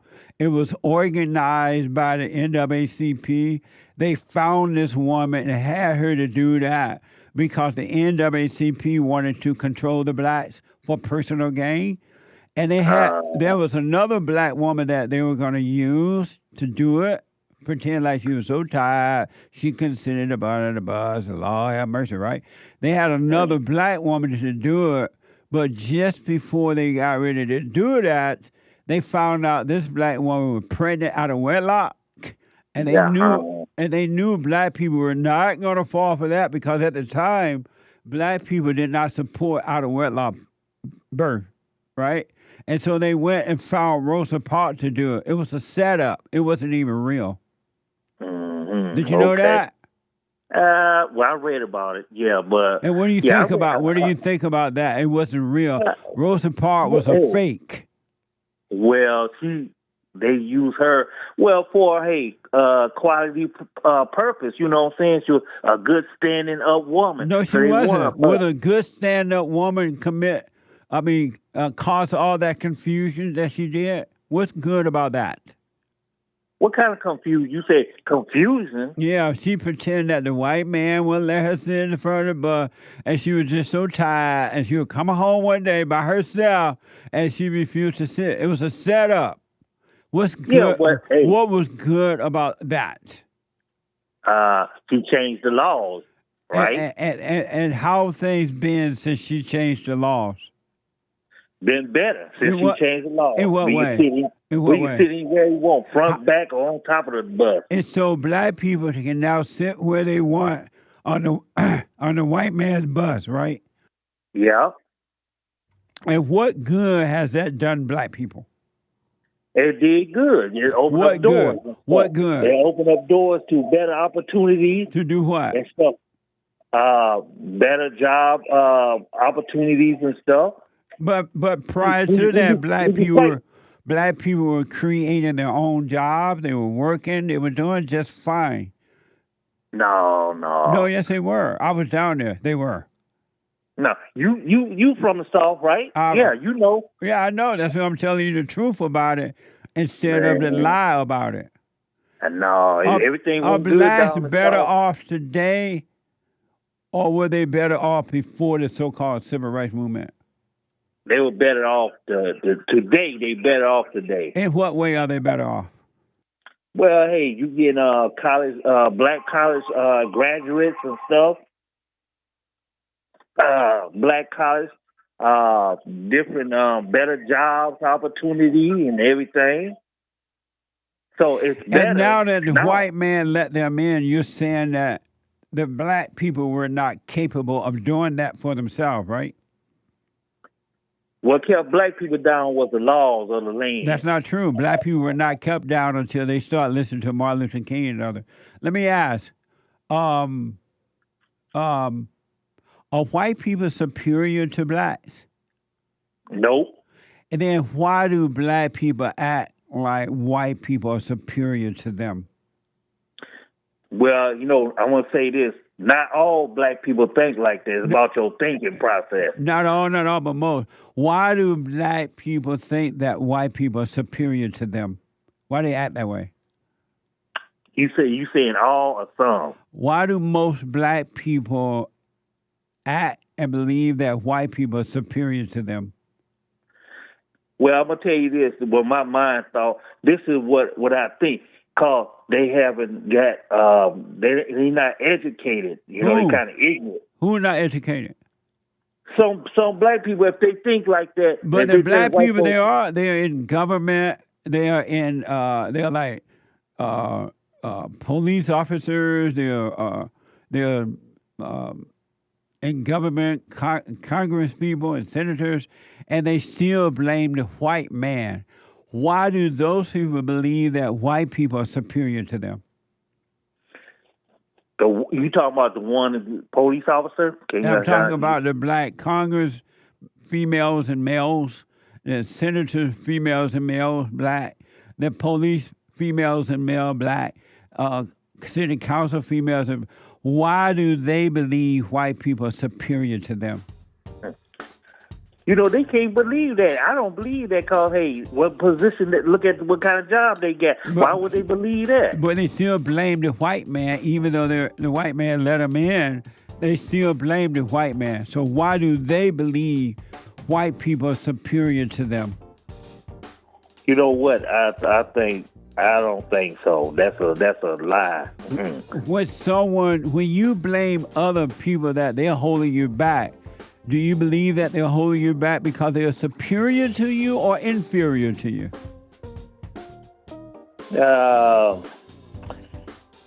Well, you know, when you say that about... Hold on. Let me take a break. 1 more hour to go. Back in a moment. Hate news, not the fake news. Back.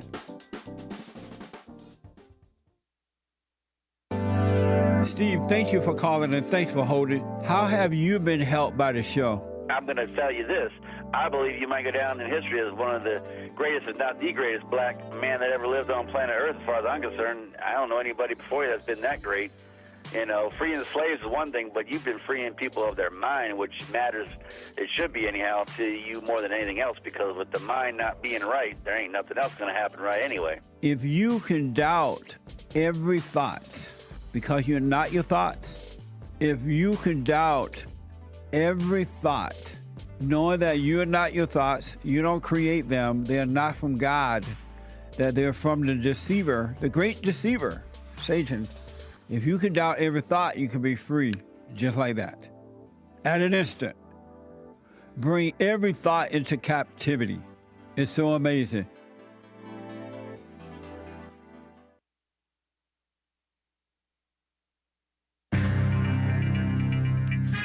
A whole lot of mess going on in the world, but it's fine. They are trying to act like it's a bad thing to get rid of the fake right to habeas corpus of these illegal aliens who are being detained. Oh, we should be able to appear before a judge. No, we take that away, hopefully. And Newark Airport, it's a mess, as you heard earlier today on the JC Peterson Show on this hour. Newark Airport, Liberties, whatever it's called, it's a huge mess. And it's run by blacks, by the way. And that's where the blacks were protesting and making a rioting, basically. Those black so-called lawmakers rioting at the detention facility for the illegal aliens. What a mess. And Air Force One may get a new plane from Qatar. Qatar. Nice. Qatar. This is the end of hour 2 of the Jesse Lee Peterson Show. It is Female Monday, May 12th, AD 2025. The lines are full, but you can call in every so often, all right? Just in case a line opens up. It is Hake News, not fake news. And after the Jesse Lee Peterson Show, the Hake Report, that's my show, live Monday through Friday, 9 to 11 a.m. Pacific Time. Catch me. Call me. Super chat. And then after the Hake Report, Joel Friday TV is back. You know, he takes Fridays off, at least from his show. He's busy working hard in the background. So Joel Friday TV right after Hake, okay? And then American Anchor Baby. And then today, Punchy TV. Very cool. Commie Nonsense Network CNN reports that the White on the Inside White House has been considering the suspension of habeas corpus, a legal procedure that allows people to challenge their detentions in court. Say you're put in jail. You're like, judge, let me go appear in court.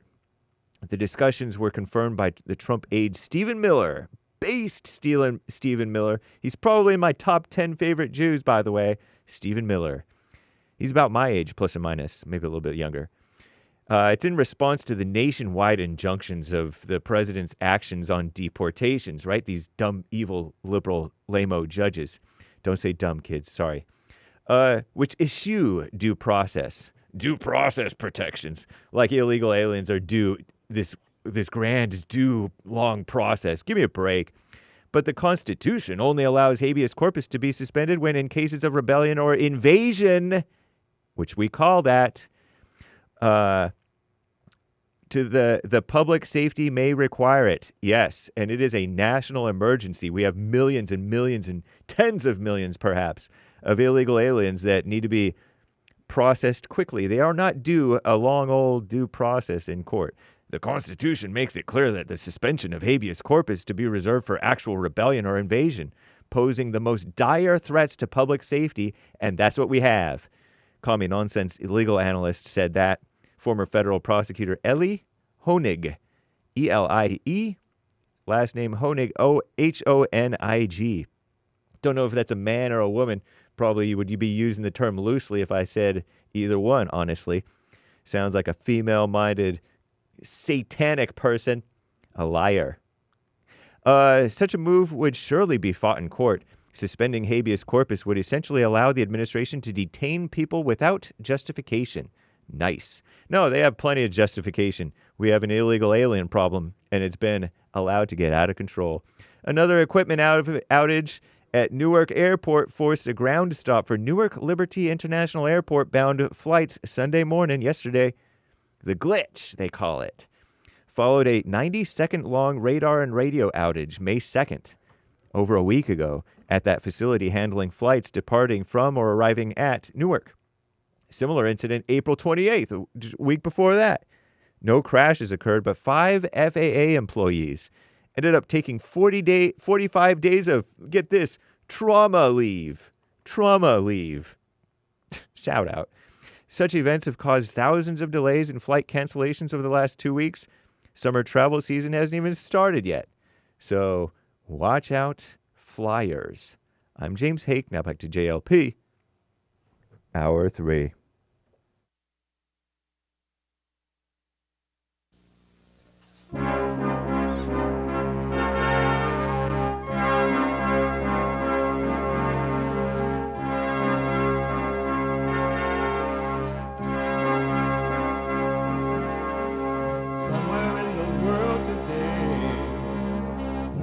To stand up strong, think the truth about themselves, to understand what went wrong. I know we can find a way. I know we can find a way. I know we can find a way to stand up, stand up.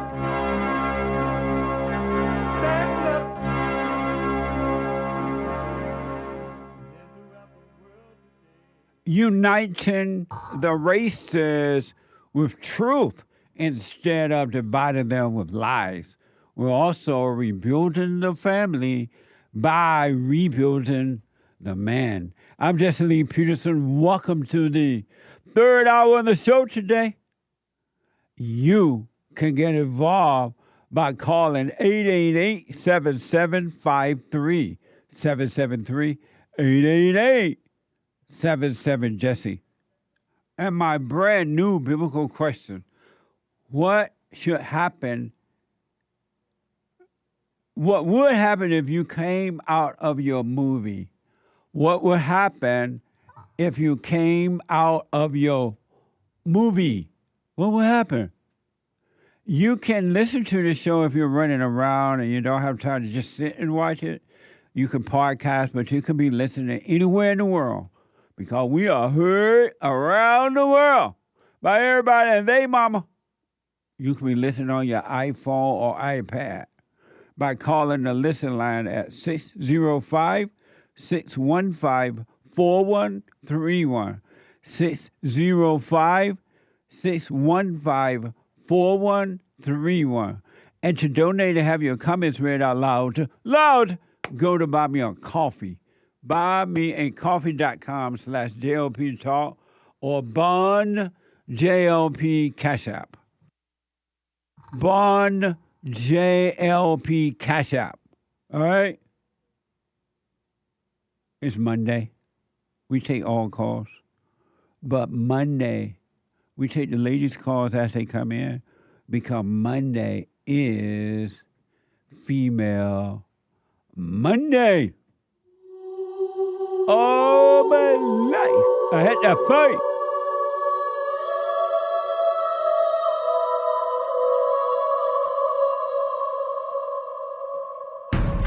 I like to make men uncomfortable. All my life I had to fight. Let women take over. Some of us believe that women are getting paid less than men. I proudly say I'm a feminist. Thank you. Deep in their soul, they want to be home with those babies. We've been lied to for so long. What a mess. And you're right about that. You've been lied to. It's a spiritual battle. I want you to know human nature, human beings are evil. There's nothing good in human beings. Look how they treat themselves and others. What's good about that? Look at the hell on earth that's coming through human beings. Look how they fight one another and treat each other, blah, blah, blah. And own family members, too. It happens outside the family, but inside the family, too. I don't know a family on earth where a normal relationship is happening, where everything is well. Human beings are evil. That's why you must be born again. Your heart must change from anger. Anger is hatred to perfect love. Human beings are evil, and do what you want, but you cannot trust an angry person. I don't care who it is, family member, husband, wife, whatever. I want to go quickly back to Larry, and Larry was talking about the blacks and about affirmative action and all that, how it was for the blacks in the civil rights movement or something like that. But Larry? Yeah. Okay. I asked before the break, are white people, why do black people believe that white people are superior to them? So I want to kind of restate that question. Why do educated black people believe that white people are superior to them? You know what? That saying right there, man, that's kind of like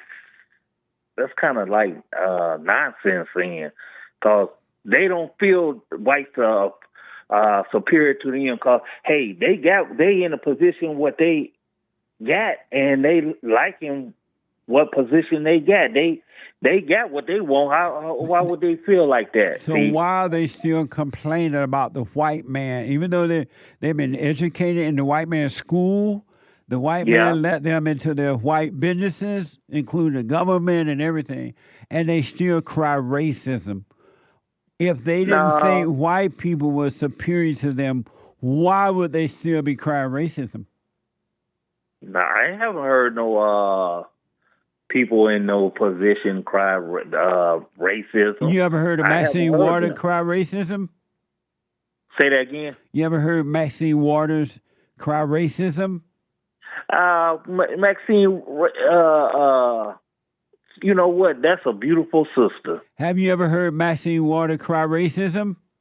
Nope, I haven't. You haven't. You haven't been listening. How about Jasmine Cricket? You ever heard her cry racism? No, I haven't. Oh, you're not paying attention. And one last question about this: if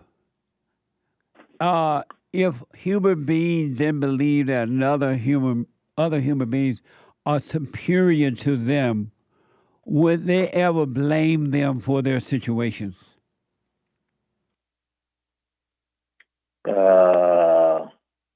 Could you say that one more time?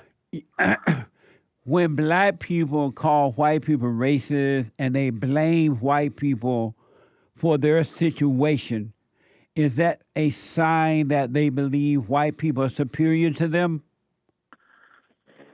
No, because there's other factors involved. It ain't that, you know what I'm saying? There's other factors involved. But if anyone blames someone else for their situation, are they inferior? Is that an inferior person or a superior person? I'm gonna say, okay, I'm gonna put it this way: they is inferior. You know, if you blame another person, though, but see the and truth. So when black people blame white people for their situation, are black people superior or inferior? They got a mind, so I'm gonna say they're superior. How would they be superior? They blaming somebody else for their issues, problems. Well, I'm gonna say some might, but not all. When educated black people do that, how are they superior when they are blaming white people for their problems? How are they superior? I haven't heard no educated person blame white folk for their situation. Here's what I want you to do. Go and listen to Jasmine Cricket, listen to Maxine Waters, listen to the so-called NAACP, the Congressional Black Caucus, the Average Black Preacher. Listen to them. You haven't been paying attention if you ever heard it because it's all over the place. Listen I heard of Maxine Waters. I mean, I heard listen to me. Go and pay attention. And when you hear black people calling white people racist, and the white man hold me back, and the white man is racist, educated black people, I want you to call me back and tell me what you think about that, all right? The white folks is racist, so you know, and you voted for Trump, didn't you? No, I voted for the Great White Hope. Well, he ain't no Great White Hope. He don't. Why he you don't say like you. what? He don't like no black people. I don't need him to like me. I need him to work for me. He ain't working for you. Who is he working for then? He's working for white folks. Really? So when he shut down the borders to stop illegals from coming in, that was for white people? Yeah, that was for white folks. Cause he's sending back Jamaican. If they ain't no American citizen, he's sending any person that not of color back to another country, to their own country. So he's sending back illegal aliens to their own country? No, yeah, he is. Is that wrong to do? Well, that is wrong to do. It's wrong to send illegal aliens back to their country. No, you got me there. No, not really. Not really. And so he's not wrong about that, right? Is it? Well, I'm gonna say if they don't belong in the United States, okay, they're illegal. Well, hey, he can do it. I ain't got no beef. So you okay with that one? Is it wrong to bring back jobs to America? No, I mean, well, if you can bring jobs back, that's good. So he's doing that. Is it wrong to bring back the police to cut back on crime? No, that's good. Bring back the police. Well, that what you think he's doing? Those are the things that he's doing. So what is it you don't like about him? Well, because you just agree with everything he's doing. What is it that you don't like about him? I don't like him messing with the black African American in a museum. He tampering around with stuff like that. In what way? In what way?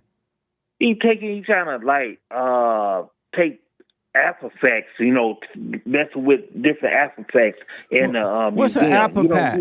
What's an apple pat? Artifact. What's an apple pat? It's certain things in a. It could be a robe or something like that. Like a basket full of apples? It can be something like that. But how old are you, Larry? Hey, I'm 66 years old. When Barack Obama, and then I got to run, Larry, but when Obama was in office, he deported. Well, you're okay with the deported thing, so we don't need to go back to that. I want you to really, Larry, I want you to listen to Jasmine Cricket. I want you to listen to the educated black people who are in positions, and I want you to hear them blame white people by calling them racist and blaming them. I want you to call me back and let me know, are they doing that because they think white people are superior to them and they're inferior, or what the real deal? Will you do that? Let me know. Yeah, let me say this last word before I hang up. Okay. Some black folks in this society, they militant, okay? Yeah. They militant. That's like, I'm a militant black, so... You a militant black? I'm militant. What that mean? That means, hey, to fight against racism. What is racism? Me not give you a fair deal, not give you a job or nothing. That's because you black. Get back. But there are so many black people who would not hire other blacks because they know blacks are lazy, complain, show up late, and they want to get paid. So a lot of black companies will not even hire black people. Are they racist? Yeah, they racist. Because they won't hire a lazy black person? I don't know all about that. They don't even know. They don't even know that person. How they know they lazy? Because they know black people. You know, you got to think about blacks though. Why you put down blacks all the time? Do you know that? Let me ask you this: do you know blacks are lazy? No, I don't know that. You never heard of a lazy black person? No, that's not true. And so you don't sound like a militant. Do I sound like one? I don't. No, you sound like a good man. Yeah. Okay. Are you a good man? Yeah, I'm a good man. I am. You love white people? The one that good. Do you love white people? When you say that, I got to only love the people that good. If they white, if they good, I love them. Okay, but they ain't good. Do you love white people? The good ones. Do you love white people? Do you love white folks? Yeah. Do you love white people? I can't love them all. Are you a Christian? In a certain extent. Are you a Christian? Somewhat. Are you a Christian? Yeah, I'm a Christian. Did God said to love all or some? Hey, I can't. Hey, I'm not Jesus and I'm not God. Did God say to love some or all? I'm not gonna love nobody today, wicked and evil. No. Nope. Did God say to love some or all? Well, God said love all, but I'm a human being, okay? When God sent his son, Jesus Christ, to save all the world, did he send Jesus to save some people because they were good or to save all because they were evil? Well, he said that when Jesus said love all, right? And so if you love God, how can you love God and not love all? I can have a different perspective. That's my thing. I got a different perspective. How can you love God and not love all of his children? I can still love God and have my own perspective, okay? How? That's by the Father knowing that, hey, I care for him and he loves me. How can you love God and don't love all his children? Hey, proven fact that everybody's not good. So, are you good? Yeah, I'm a good man. What's good about you? Hey, I praise God. And what good about you? What good about me? Hey, I love people, okay? Do you love all people? I can't say that. I can't say that, One last question, Larry, I got to run. Who are you? Who are me? No, who are you? Now, who are you? You're supposed to say, who am I? Who are you?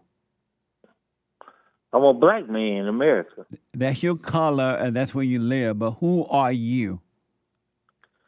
Okay, I'm a beautiful, nice man. Can I say that? That's your color and your so-called personality. Who are you? When you say, who are me? I'm a human being. Don't be saying, who are me? Who am I? Who are you?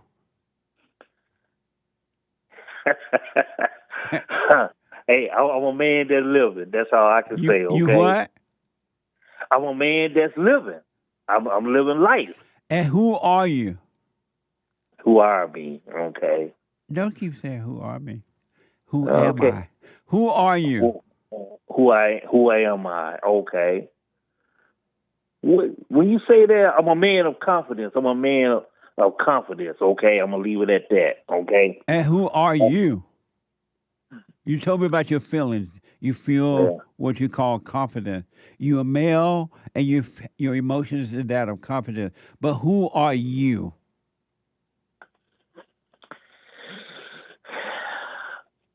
I'm Larry. That, I'm Larry. That's who I am. That's your name. That's your name. But who are you? Why you going through all this deep sins and stuff? What?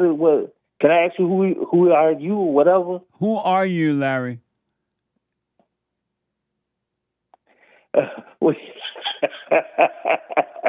Hey, I know who I am. Who are you? Who are you?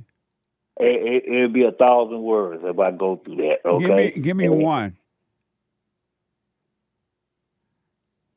Hey, I'm a boss. That's what I am. That's who I am. I'm a boss. That's what you do. But who are you? How many rappers I can put on my hat? Larry, listen. Here's your job. Your assignment. Watch those educated black people blaming white people, and I wanted to know: do you think that they're doing it because they believe white people are superior to them, and and do they feel that they're inferior to white people? And then I want you to tell me who you are the next time we talk. All right? That could be fiction, or what you talking about. That could be fiction. Well, call me back and let me know who you are and why do educated black people feel inferior to whites. Let me know, all right?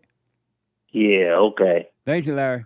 888-7753-773. I want to show this to you really quick. And I've told you that human beings are evil. And that the people in so-called position of power or whatever, they want you angry. They want you out of control. Not because they care about you, but they want to use you for personal gain. To gain power, perceived power, but power, and wealth. And everything they do is about themselves and never about you. There's not one law that has been passed by these people that is about you. It's all about themselves, and it's all about keeping you in a state of anger and confusion because it's about the money. And they never want blacks and white people to come together as one. They don't want you to stop blaming each other. They don't want you to stop hating each other. Because if you stopped, that would put them out of business. It would put them out of business. And so they want the word racism, white supremacism, anti-Semitism. They want DEI. They want affirmative actions to stay alive in your mind because it gets money and power for them. And you get nothing. Maybe you get some free drugs, you get a welfare place to live where the government take care of you, but you get nothing. And they'll live in high on the hog. And anyone, I don't care who it is, anyone that blame anyone for the way they feel or their situation is a weak person. It's an inferior person. And you believe that that person or those people are superior to you. And you're saying that they can hold me back because they're superior to me. I'm not able to take care of myself.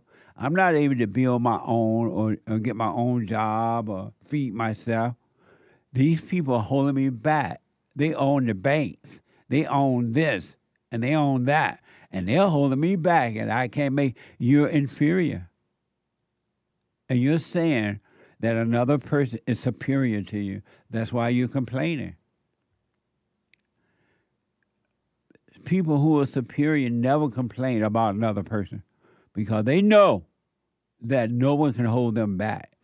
What does that mean, hold you back? From what? All inferior people blame others. And they get a thrill from it. And especially when they get pats on the back for blaming others, because you have an inferior person blaming others, and then you have other inferior people patting you on the back in agreement because they're inferior too. They're weak. And they've been set up and don't know it. And the people who set them up to be angry, to be blind, to blame, are making buku money off of you. And every law they pass is a law to keep you in an inferior state of being. Look at the laws that's been passed, supposedly to bring justice to the injustice. And the injustice still, according to them, injustice. It hasn't done anything. Why don't you wake up and see what's going on? Here's an example of what I'm talking about. Somebody this is from X, an X user suggests black people let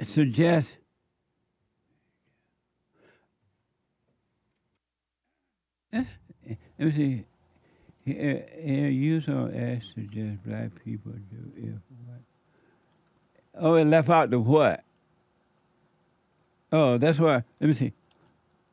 This person is suggesting on X what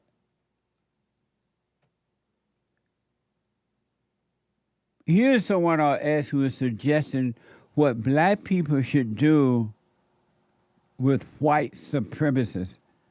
Watch this. Exactly, yeah. It's basically an instruction on what to do if someone calls you the N-word in public.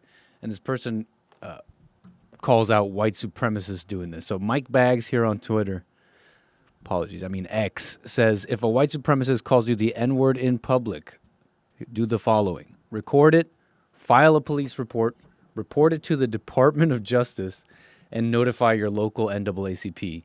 That paper trail sets the stage to sue for emotional distress and racial harassment. Don't let it slide. Always document and fight back. Amazing.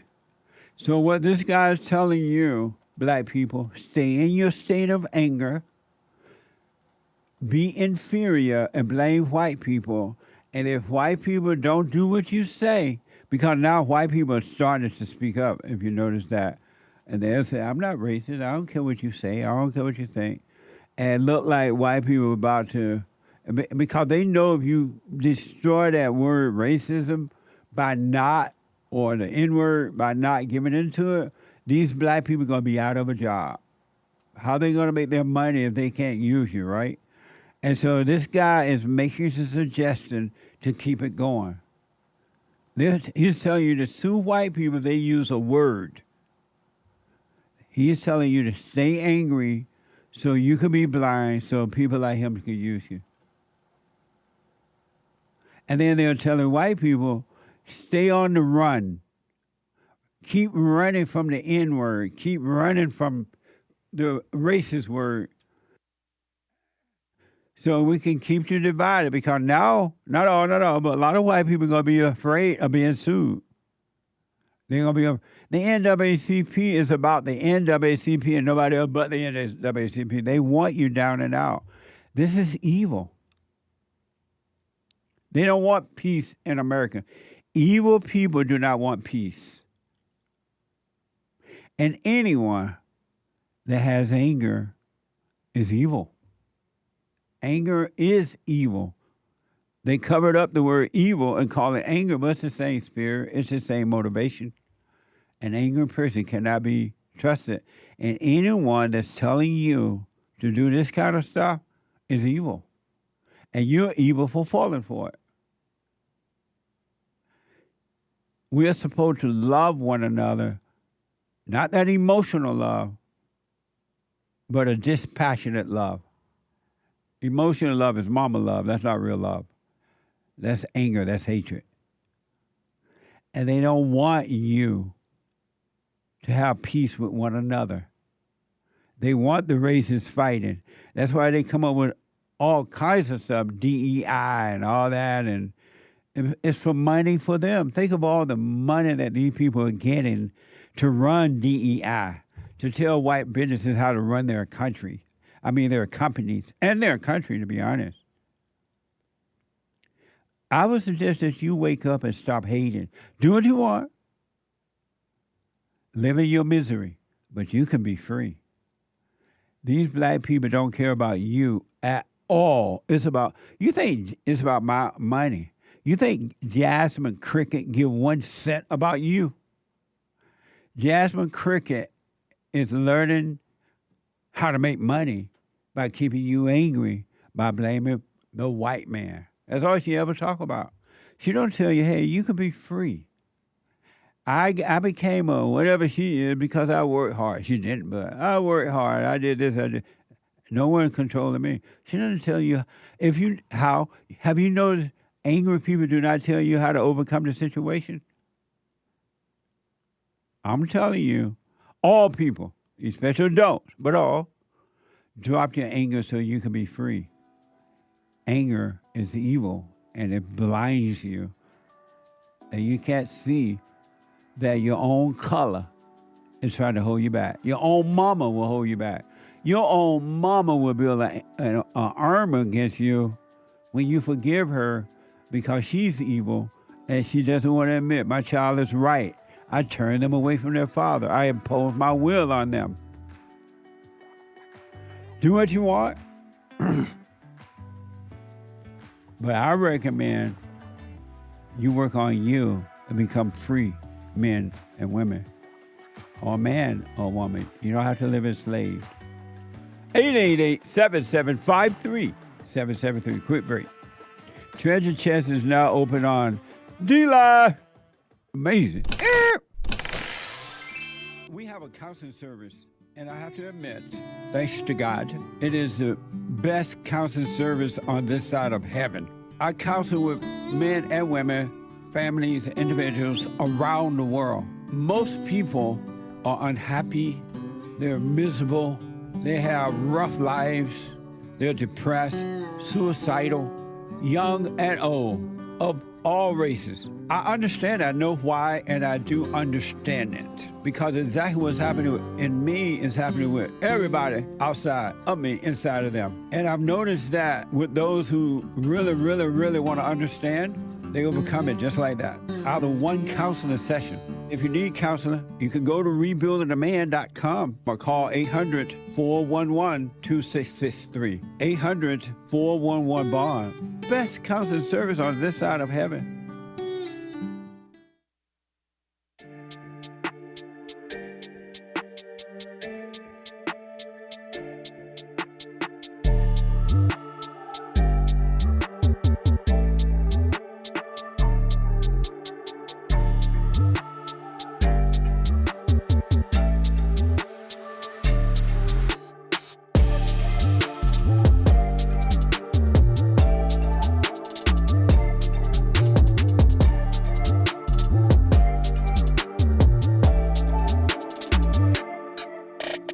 Okay, quick announcement. Support us. Make donations to others. Help us to help others as you're being helped. Or if you're not even getting help but you don't like us, you still can donate. Go to rebuildingaman.com/donate. Donation. Rebuildingaman.com/donation. Right? Or donate. Donate. Rebuildingaman.com/donate. Or call 800-411-BOND. 800-411-2663. So the hate report is coming up at the top of this hour. After the hate report, Joel Friday TV, you black. And after Joel Friday, the American Anchor Baby. And after the American Anchor Baby at 2 p.m., Punchy.tv. Watch this. Do you think that all that is going on today is God's doing? I don't know what God's plan is. It don't look good. Yeah, right now we have this morality of don't ever say the N-word. Right. Anybody who says the N-word is racist. Right. And nothing's worse than a racist. When you do put morality into things, it does make it very hard not to judge. When I don't think about the religions as truly representing Right. God, when I don't think of the politics and nations as truly representing morality, when it's just systems and people, it makes sense. Morality is just the ideology of a ruling class. That person was like, what the? At 2 p.m. Check it out, all right? And support us on social media and all that kind of stuff. I want you to show you one quick thing. This is all that black people know how to do. I don't care if they're educated or uneducated. The more degrees they have, the more that they love to do this. And you see Jasmine Crooked and others, they're doing the same thing. With words, but it's the same thing. And you have turned America over to them.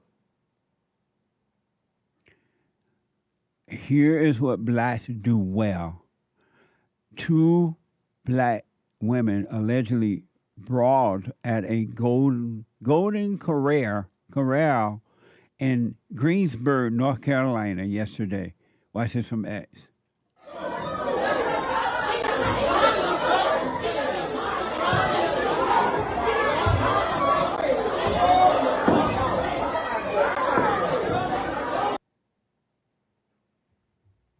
Who fight at Golden Corral?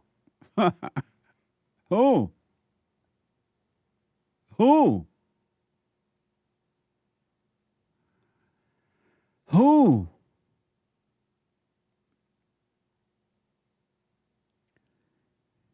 And that's not good enough. They going to the store and steal. Why is this from X? Ladies, go out the store. They shopping. Somebody is coming, go ahead, go out the store.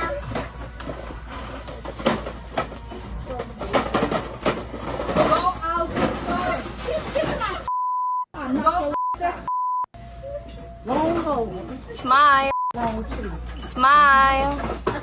They laughing. It's crazy.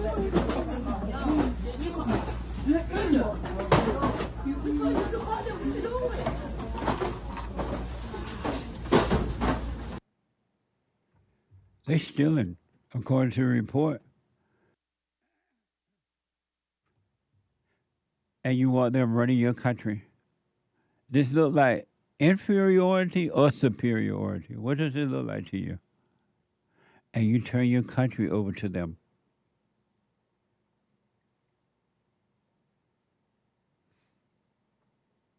Let me go to Sky out of Texas. Sky, been waiting a long time. Sky, you're on the air. Thanks for calling. Hello, Jesse. Hey, Sky. Good to hear from you. Give 2 seconds. Rick. Okay, I'm in the car now. Okay.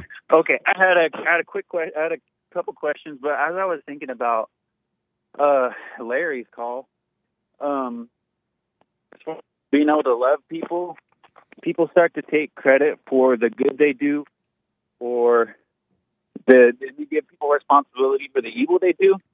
But every time I hear people talk like that, I was thinking about Jesus, and he was saying, I and the Father are one. It's not me that does the good, but the works of the Father are done through me. And so, like, if you mirror that, and you are the father of lies, it's not you that does the work, but the father of lies through you. Is that accurate? Yes. You're not in control of anything. Until you return to the Father, you are controlled by evil. You are not in control of anything.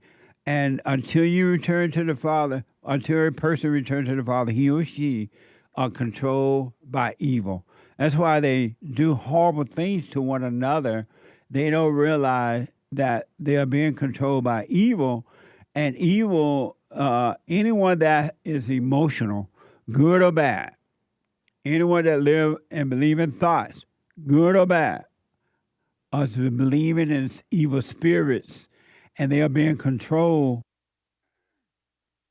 by those spirits. Yeah. I was always thinking that, but my question, that wasn't my original question. I was just thinking, like, people like to take credit for the good that they do, or like, and Jesus didn't do that, but they think like Jesus. Anyway, but okay, my question, I originally wanted to call because I'm very aware now, and so I don't get blindsided often or cause chaos. But I had a situation where I could not see I couldn't pinpoint where I went wrong. My wife and I are moving, and this is a silly thing, but my wife and I are moving, and I found some candles in an old shelf, and I immediately saw the candles. I knew that they were not going to, like, these are not going to get used. But I didn't want to just throw away her stuff. So in my head, I started scheming. I started going over a plan in my head. I'm like, okay, I'm going to give her an option. I'm going to tell her she can either throw away the candles, but if she doesn't want to, then she can't buy a candle later. And so that's kind of like, I got in my head with that. So then I went and talked to her, and she was like, she's been super stressed dealing with the move, but she did not want to throw away the candles. She wanted to give them away to a friend who, is more or less, maybe she'll show up or not. And I was just like, we have 100 things going on right now, and we don't need to add one more thing of waiting for somebody to come get these candles. So I kind of had like a little argument with her, and I was like, just being real moody. I was like, okay, well, where do you want me to put the candles? And she's like, just put them anywhere. And I was like, oh, okay, I'll put them in a moving box. And she's like, don't put them in a moving box, put them out here. And she was like, you make me feel so stupid, and blah, blah, blah. And so I understood that two things. One was it wasn't a big deal. Oh, were you saying something? No, make it, because of time, go right to it because I'm running out of time. Well, I was trying to figure out if where I went wrong was the scheme of, because I was strategizing to come to a conversation that I wanted the outcome to go my way. And then, but then further on, I rejected her answer to it. And I argued with her, and I could have just trusted her and let her deal with the candles and not cared about it at all. So was it that I didn't that I didn't respect her because I should have just let her deal with it, and instead I wanted it to go my way, or was I wrong from the beginning of even going my head about based on what you said, you listened to the devil, you listened to thoughts, and that caused all of your reaction to the situation. Is it okay to is it always a bad idea to because it kind of sounds like I guess you hear the schemes of the devil, and it's like we're not. Is it any time you're strategizing about trying to? Is it about example of control? You make your question really clear because I'm not understanding what you're asking. Like if you're going into a strategy in your head before you come to someone with the problem at hand, is that a bad thing to do? Yes. Why do you need to go into strategy to go and talk to someone?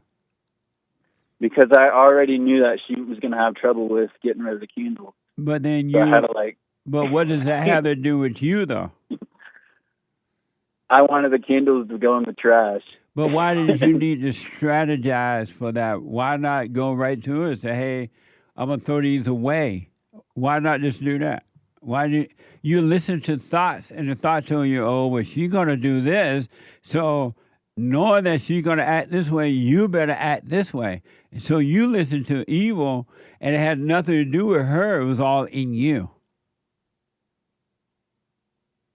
I guess I was thinking that if I could get her to see that she really doesn't want these candles. But why did you need to strategize to do that? Why didn't you just go to her and, hey, and talk to her about the thing? But you listened to evil, and it created an unnecessary situation.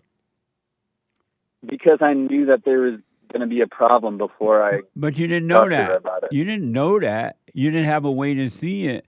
What you don't realize, you created that situation. I don't care how she's been acting before. Maybe she would have, maybe she wouldn't have. But because you knew how she was going to act, you listened to evil, and you created the situation. Okay. That's interesting. Yeah, and I guess Your phone. I cannot hear you. Oh, can you hear me now? Yes, I can. I just okay. Well, You went into the darkness of your own imagination, and you allow evil to create a situation. Okay. Had you gone right to her, and you would have had a different conversation about the candles, and the situation would have turned out to be different. It wouldn't have been a problem at all. But you created it, and it wasn't from her. She had her own situation, but you created that situation by listening to evil.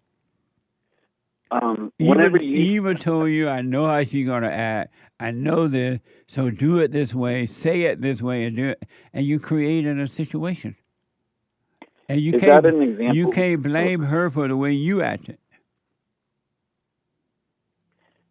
Have you said that there's no love and control before? I'm sorry? Have you said there's no love and control? Love does not control. Hate control, not love. Anyone that's trying to control another person, they only have hatred. They don't have love. They're on an ego trip. Would that be an example of it? Yes. Okay, and real quick, I was thinking about you wanting to, or you thinking it's a good idea to segregate people. What? And segregation, you're like, shouldn't the black people and white people segregate? Yes. You've asked that a lot. Yeah, because white people are going to be, they're going to be destroyed if it continues down this road. They think it's bad for them in South Africa because they've done the same thing to the whites in South Africa. It's happening here, and at this point, there's nothing to stop the blacks. They're very violent. They don't care, even if, especially the ones who are educated ones, they don't care. They hate white people, not because white people are holding them back, but they just have no love, period. And they can make money from it. If we were to carry that out, though, wouldn't that require like controlling people, though? No, you draw a line and say you can't cross this line. You're protecting yourself. Yeah, but then as soon as somebody crosses the line, then you got to have someone go and arrest them. You got to right. make sure you got to protect yourself. You got to protect yourself physically, and there's nothing wrong with that. But listen, man, I got to run. Call me tomorrow. All right, I appreciate you, Jesse. Yeah, you've helped me so much to walk on water and know how to do that. So I appreciate you. But call me tomorrow. I want to have that conversation too about that. Okay, I will if I think I can. So or the next time that you can call. It doesn't have to be tomorrow, but call me back at some point about this conversation. Sounds good, Jesse. I appreciate you. Thank you. All right, buddy. You too. 888-7753. 773. Excuse me. Let me go to Tiffany out of Virginia. She's been waiting. Tiffany, welcome to the show. You're on the air. Good morning. How are you? All is well, Tiffany.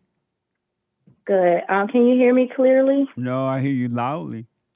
Oh, loudly? Okay. Okay, am I loud and clear now? No, you were before. Okay. Well, I was calling to ask, how do I stay with it and with the, I do the silent prayer every day. Uh-huh. Hold on, let me get to my question first, and then I go to that. I'm going through a very big transition in my life right now. One of them is going through a divorce, and my husband, he left he's been gone for about a year now, and he wants me to move out, but I have nowhere to go. And it's a lot of stuff like that happened throughout our marriage where he can't handle the stuff. Like I had a lot of deaths, and just that affected me, and he couldn't handle me being sick and all of that death, and I didn't know how to be a wife. You die a lot of times? No, my Oh, I thought you said you had a lot of death.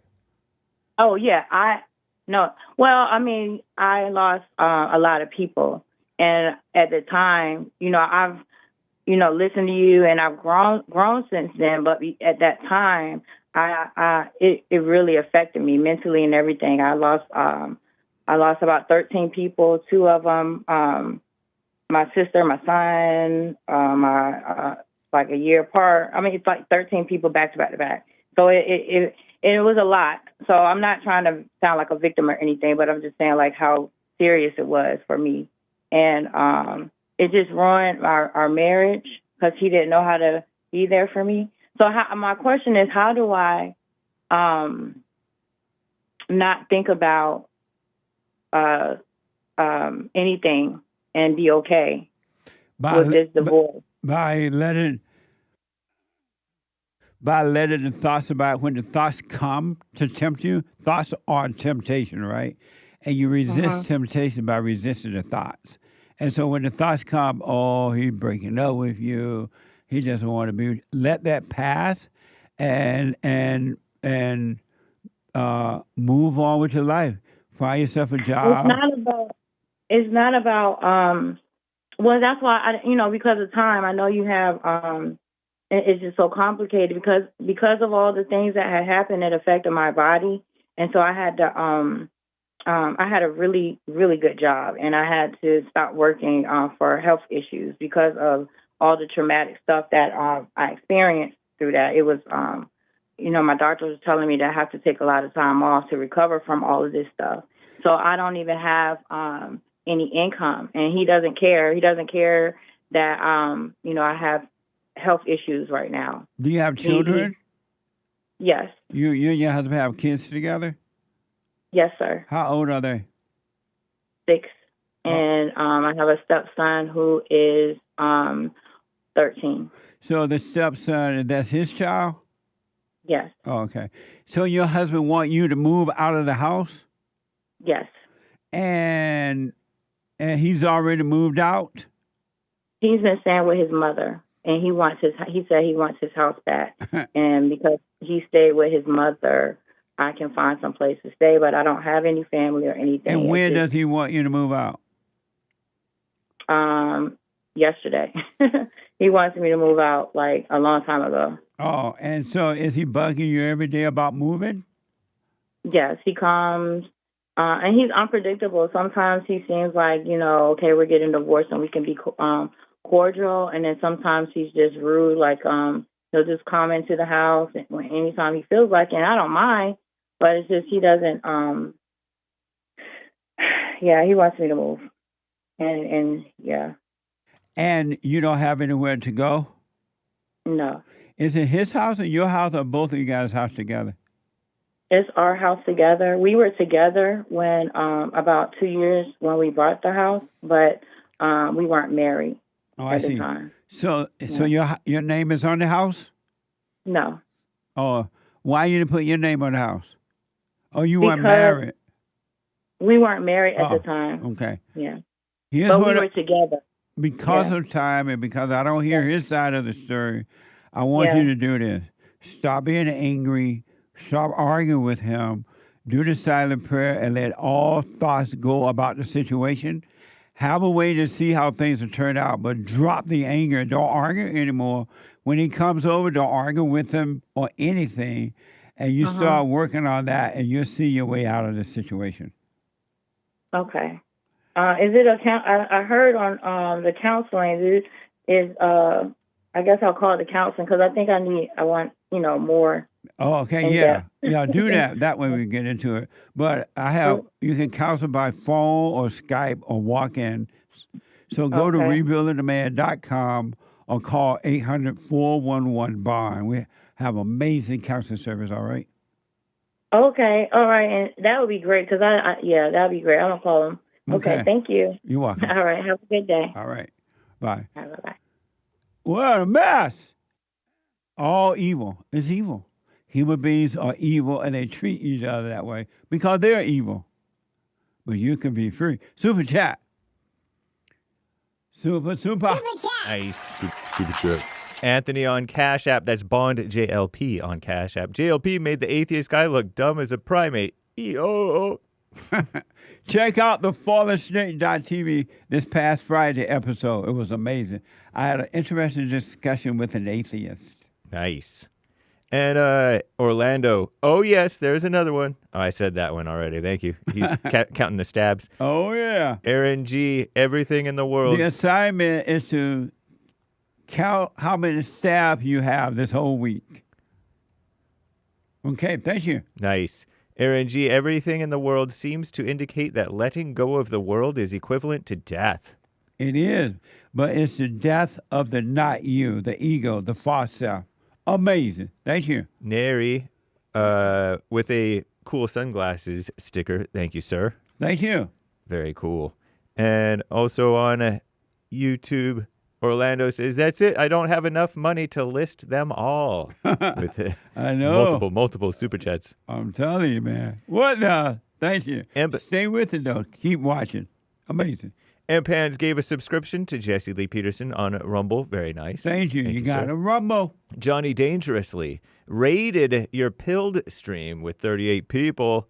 Very cool. Right on. Thank you. Pilled.net. That was on church. And Pills.net. Pilled.net/Jesse Lee Peterson. Nice. And on X, live stream yesterday, church. Yes. Love is an emotion. Is that evil too? The Bible says Jesus is love. And love is not an emotion. I know that the world taught us that, the parents taught us, but love is not an emotion. Love is hate. Hate is an emotion. Amazing. Because if love was an emotion and was real, it would last. But it goes up and down because it's not real. An emotional person is not in love with you. You're not in love with them. Y'all hate one another. What the? Amazing. Danny B on X, Jesus Christ is the only one to overcome evil. That's not true. What the? He showed how. Right. Because he overcame, it made it possible for all of us to overcome. What's amazing. Thank you. Thank you. Soul Conscious 3 Coffees. Jesse, church was perfect. Thank you. Amazing fellowship yesterday. And I still didn't cover all that I wanted to. RebuildingTheMan.com/church. Danny bought a coffee. All right, Jesse and the lads. Jesse, James, have you both noticed the mischief youngsters partake in is getting worse each generation? What I see them doing now is mischief on steroids compared to the things we did. I agree, man. The sins of the parents. Thank you. Absolutely. Josh from Georgia with the coffee. In the fellowship yesterday, the assignment was to write down every time we get stabbed? Yes. Or were you just telling Hake to write the assignment down? Seems like I get stabbed a solid 3 or 4 times a day, but probably more since the thrill-seeking blinds the awareness of them. Write it down every time you get stabbed. Amazing. And stab means any type of emotions or thoughts. Amazing. Thank you. Jamil bought a coffee. The church service this time was something else. I can't even describe it in words. Humbling and helpful. Really looking forward to hearing the start of the show today. Wish all you guys well, and thank you. Well, you're welcome. And for all you men and women who are working on yourself, stay with it. Don't let the children of evil come and try to throw you off track. You stay with it. Don't follow evil in your mind or in other people. Stay with it. Amazing. Thank you. Human being, 5 coffees. Morning, y'all. If we can see someone as ungrateful and hateful, should we continue to help them? Referring to help in worldly ways, not a spiritual way. No, not at all.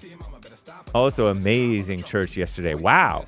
Thanks, team. Love you all so much. Thank you, and thank you for your support. Stay with it. Stay with it. And no, don't help. But don't expect them to be grateful either, because that's a raw motivation for you. All right? If you're going to help somebody, do it, but don't even expect anything in return.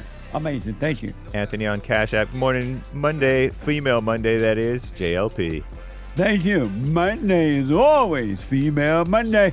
Rolando on X. Yesterday fellowship was amazing. Amazing. Thank you.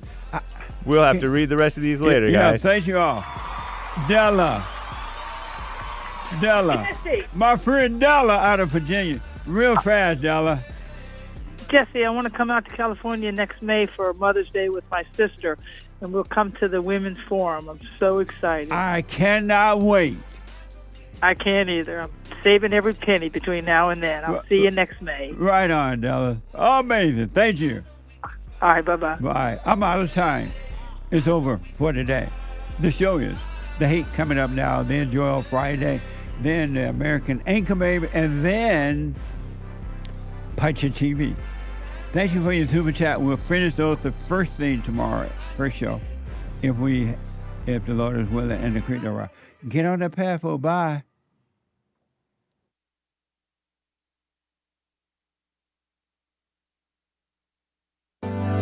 Steve, thank you for calling and thanks for holding. How have you been helped by the show? I'm going to tell you this.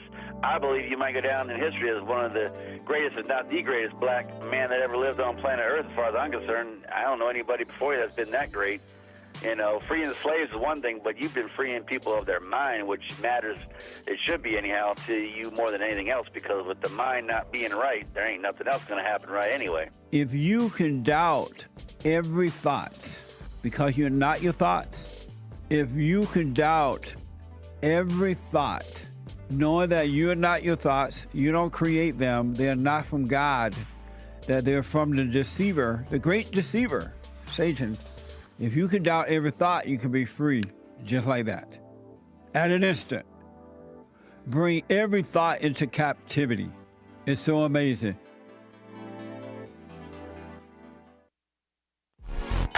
So, here's what I recommend. I invite you to download my silent prayer, and I want you to start doing it. You just download it, get the points of how to do it, and then after a while, you just do it on your own. It's going to point you in the right direction that your life will be returned to you from God. He will give you your life back, because anyone and all people who has anger, they're not themselves. You are the person that you are angry at. That's why it's so important to get to know yourself so that you can see who you're angry at. And if you're doing the hooping and hollering prayers and things like that, some people get up, oh, praise the Lord, hoop and holler, bless my mama, bless my daddy. Continue to do it. Do both. You will see if you want to stay with the hooping and hollering, or do you want to be still and know God. So my gift to you, no charge, at rebuildingtheman.com/church.